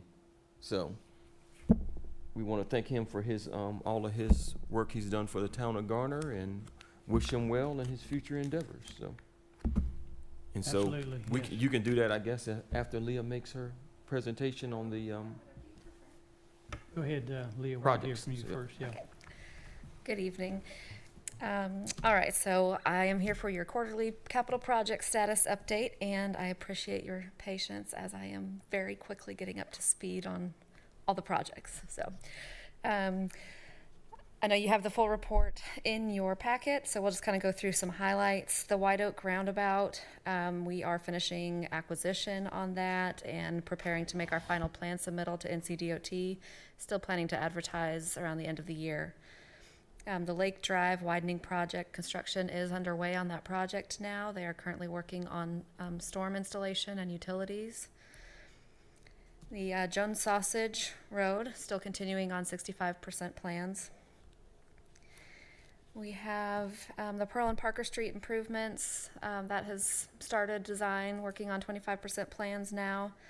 And Vandora Springs Road improvements, as I'm sure you are all aware, is under construction. They did complete the 4 major storm crossings when we had the road closed weekend before last. So that was a good milestone. And they're now completing the remaining storm and are close to starting pavement and curb and sidewalk and the things that people will think makes it look like it's getting done. So they are making progress there. Just a quick word. I could wait till Sure. you finish, but is there a possibility that will be finished, say, by the end of the calendar year, do we think? When do we have it projected for? I think we have it projected for December 2022. I was thinking that was right. But Yeah, we have had, a few delays on that, but still working toward that goal. okay. Excuse my interruption. Go right ahead. Sure. Then we have a few of the smaller sidewalk projects, Garner Road, Aversboro Road, and Bryan Road. We're all working on 65% plans for all of those. And then a couple things on the DOT side, the ADA ramp upgrades, I'm sure y'all have seen all over town. They're about half done with those in the town at this point. The New Bethel Church Road bridge replacement has been moving a little more quickly now since they've gotten the temporary bridge open. So they are still making progress on that and are still reporting completion at the end of the year. And then a couple things that may be of interest. The 401 widening, which is U5302, has been delayed a couple months again. It was December for the contract award. It's now been moved to February, so just a couple months delay. We have, on the positive side, we've been working with them on including some additional curb and sidewalk within that project. So the little bit of extra time gives them some more time to make those inclusions as well. And then the Rayner Road bridge replacement is set to let next week. So that's one that's been long coming that is moving forward now as well. And if you have any questions about anything in particular, I will do my best to answer or call in reinforcement. Okay. Council questions for Liam. Anything, Mr. Urbans? Yes, I have a question in reference to the Jones Sausage Road project that's going on now with the planning process. On the schedule, there was it's scheduled for a second public meeting. Has that been scheduled? Do we have an idea when that's going to happen? It has not been scheduled. Generally, we would do the second public meeting after the 65% plans have been completed, which is the submission that they're working on right now. So we probably are looking toward the end of this year, I would say, for that second public meeting. 65% plans are scheduled to be completed in the fall. Is that correct? Correct. Okay. So the public meeting after that. Mm-hmm. Okay. Anything, Mr. Dellinger? Ms. Behringer? Mr. Singleton? Just a quick thing, as far as the Veterans Committee, we had the opportunity today to go up to Wake Forest again. I give the council where we do the flag presentation honoring a dead or deceased local veteran. Our game plan is to, we'll be talking about this more, but hope to make this happen starting in April of next year. I had the opportunity, I had the town manager up there today. He was with us, the chief of police. We had Forrest and some of the guys from Public Works up there taking a look at how this thing goes and had a lot of good input and a lot of conversation about it. And now I've got to work out a few details and we'll see where it goes, but I think it's going to be a great opportunity. I wanted to know if you had any further questions for her as well. Oh, I'm sorry. That's okay. Well, Okay, you needed to hear that anyway. So. Fine. Now you know. I was trying to outstage you, I'm sorry. Good job. But anyway, that was my report, so now I have nothing. We'll let her sit down if she wants to, aren't you? Thank you. Yeah, okay, thank you, Phil. So, okay, yeah, you've already given your report, I guess. Well, I'll jump back in and recognize the town attorney if she has a report. No report tonight. Okay, thank you. All right, Mr. Singleton, council report. Yes, I know that Public Works will be starting the unrestricted fall yard waste pickup. And I had a couple people ask me this weekend, we're gonna do storm pickup. I said, it's just gonna be rolled into one. I reckon it'll start on time, I don't know. Right, yeah, we talked about that today. Yeah. Yep. So good evening, Mayor, members of council. Working with the Public Works team and our public information team, we put information on the website. So for the next few weeks, it will be just the normal pickup schedule for debris. But we have scheduled the fall pickup. The big fall pickup starts the last week in October, first week in November. And so that'll be an opportunity if people have larger items that need to be pulled to the side of the street to have them picked up by the Public Works team. So we've put information out there on the website for residents to be able to follow that schedule. And so they'll have an opportunity over the next several weeks to have that debris picked up. I assume one of our neighbors lost a big tree and they, like within just a few hours, they had it all at the road. I mean, it's stacked up, ready to go, but I assume we were gonna pick it all up all of that storm debris is going to be picked up as we go on the normal schedule for the It yard will, waste. it will be the normal schedule, and we wanted to give residents a few weeks in order to collect that debris, or if they had to hire a contractor to be able to do that, to get it curbside. Much. I'm gonna just put myself into the mix and I'll get to those. I have one question somebody asked me, citizen. When would the town maybe do another, I guess, a shredding process for paper? I couldn't I remember if think they do that's a this. special event we do once a year. Yeah, I wasn't sure. Yeah, how I don't often it remember is. the timetable for that. We'll need to follow up. That's a event that the Public Works team sponsors and helps coordinate, so we'll follow up and see if there's another Person was one. anxious to have one, but I mean, that's just one person, but, yeah, I couldn't Just- remember when we had. Ms. Behringer. Okay, Mr. Dellinger. Nothing. Hey, Mr. Vance. Yes, I'd like to say, Mr. Johnson, thank you for your work as the town engineer. Easy to communicate with and getting my answers to my questions. And I know that you'll do well. Is Apex you're going to? Apex, I know you'll do well in Apex as well, but thank you very much for what you've done there. And force being given to our police who are doing, going above and beyond the call of duty, if you ask me, to protect and provide for the citizens of Garner and those who are not citizens of Garner. So it was really good to see and recognize them publicly, because we hear a lot of different negative messages. It's very good to hear positive messages that they're doing, and that is so. Last question, in reference to the engineering piece, has the 5070 bridge been let? Has that been let? Do we know? Has not been let yet.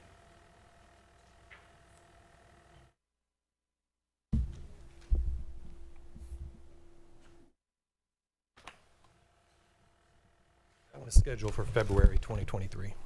Okay. A little bit. All right, thank you. Okay, and Mr. Johnson, I would just echo what Mr. Vance said there, and I'll pick a bone with the mayor of Apex, Mr. Gilbert, out there when next time I see him. But at any rate, Godspeed, good luck. No, I appreciate it. And I just want to say thank you first to Manager Dickerson and Assistant Manager Hodges for having the faith in me to let me have this position. It's been an honor and a privilege over the last 3.5 years. And thank you to council for all your support, to myself as well as the engineering department. I do believe that I'm leaving and with the engineering department on good solid ground. Got a great staff and they're doing good work, and I'm sure they'll serve you for many years to come. Sure. Thank you. Thank you. Okay. All right, we don't have a closed session scheduled tonight, to my knowledge, so the next item I see there is adjournment. So, council, unless you have something else to come before us, I'll entertain a motion to adjourn. I do. Okay. I move that we adjourn. Second. Okay. I believe I heard. So, Yes, I second it. okay, all in favor, please vote aye. Aye. And there is no opposition. Declare this council meeting to be adjourned. Thank you all for being here and your patience. We'll see you at the next meeting later this month.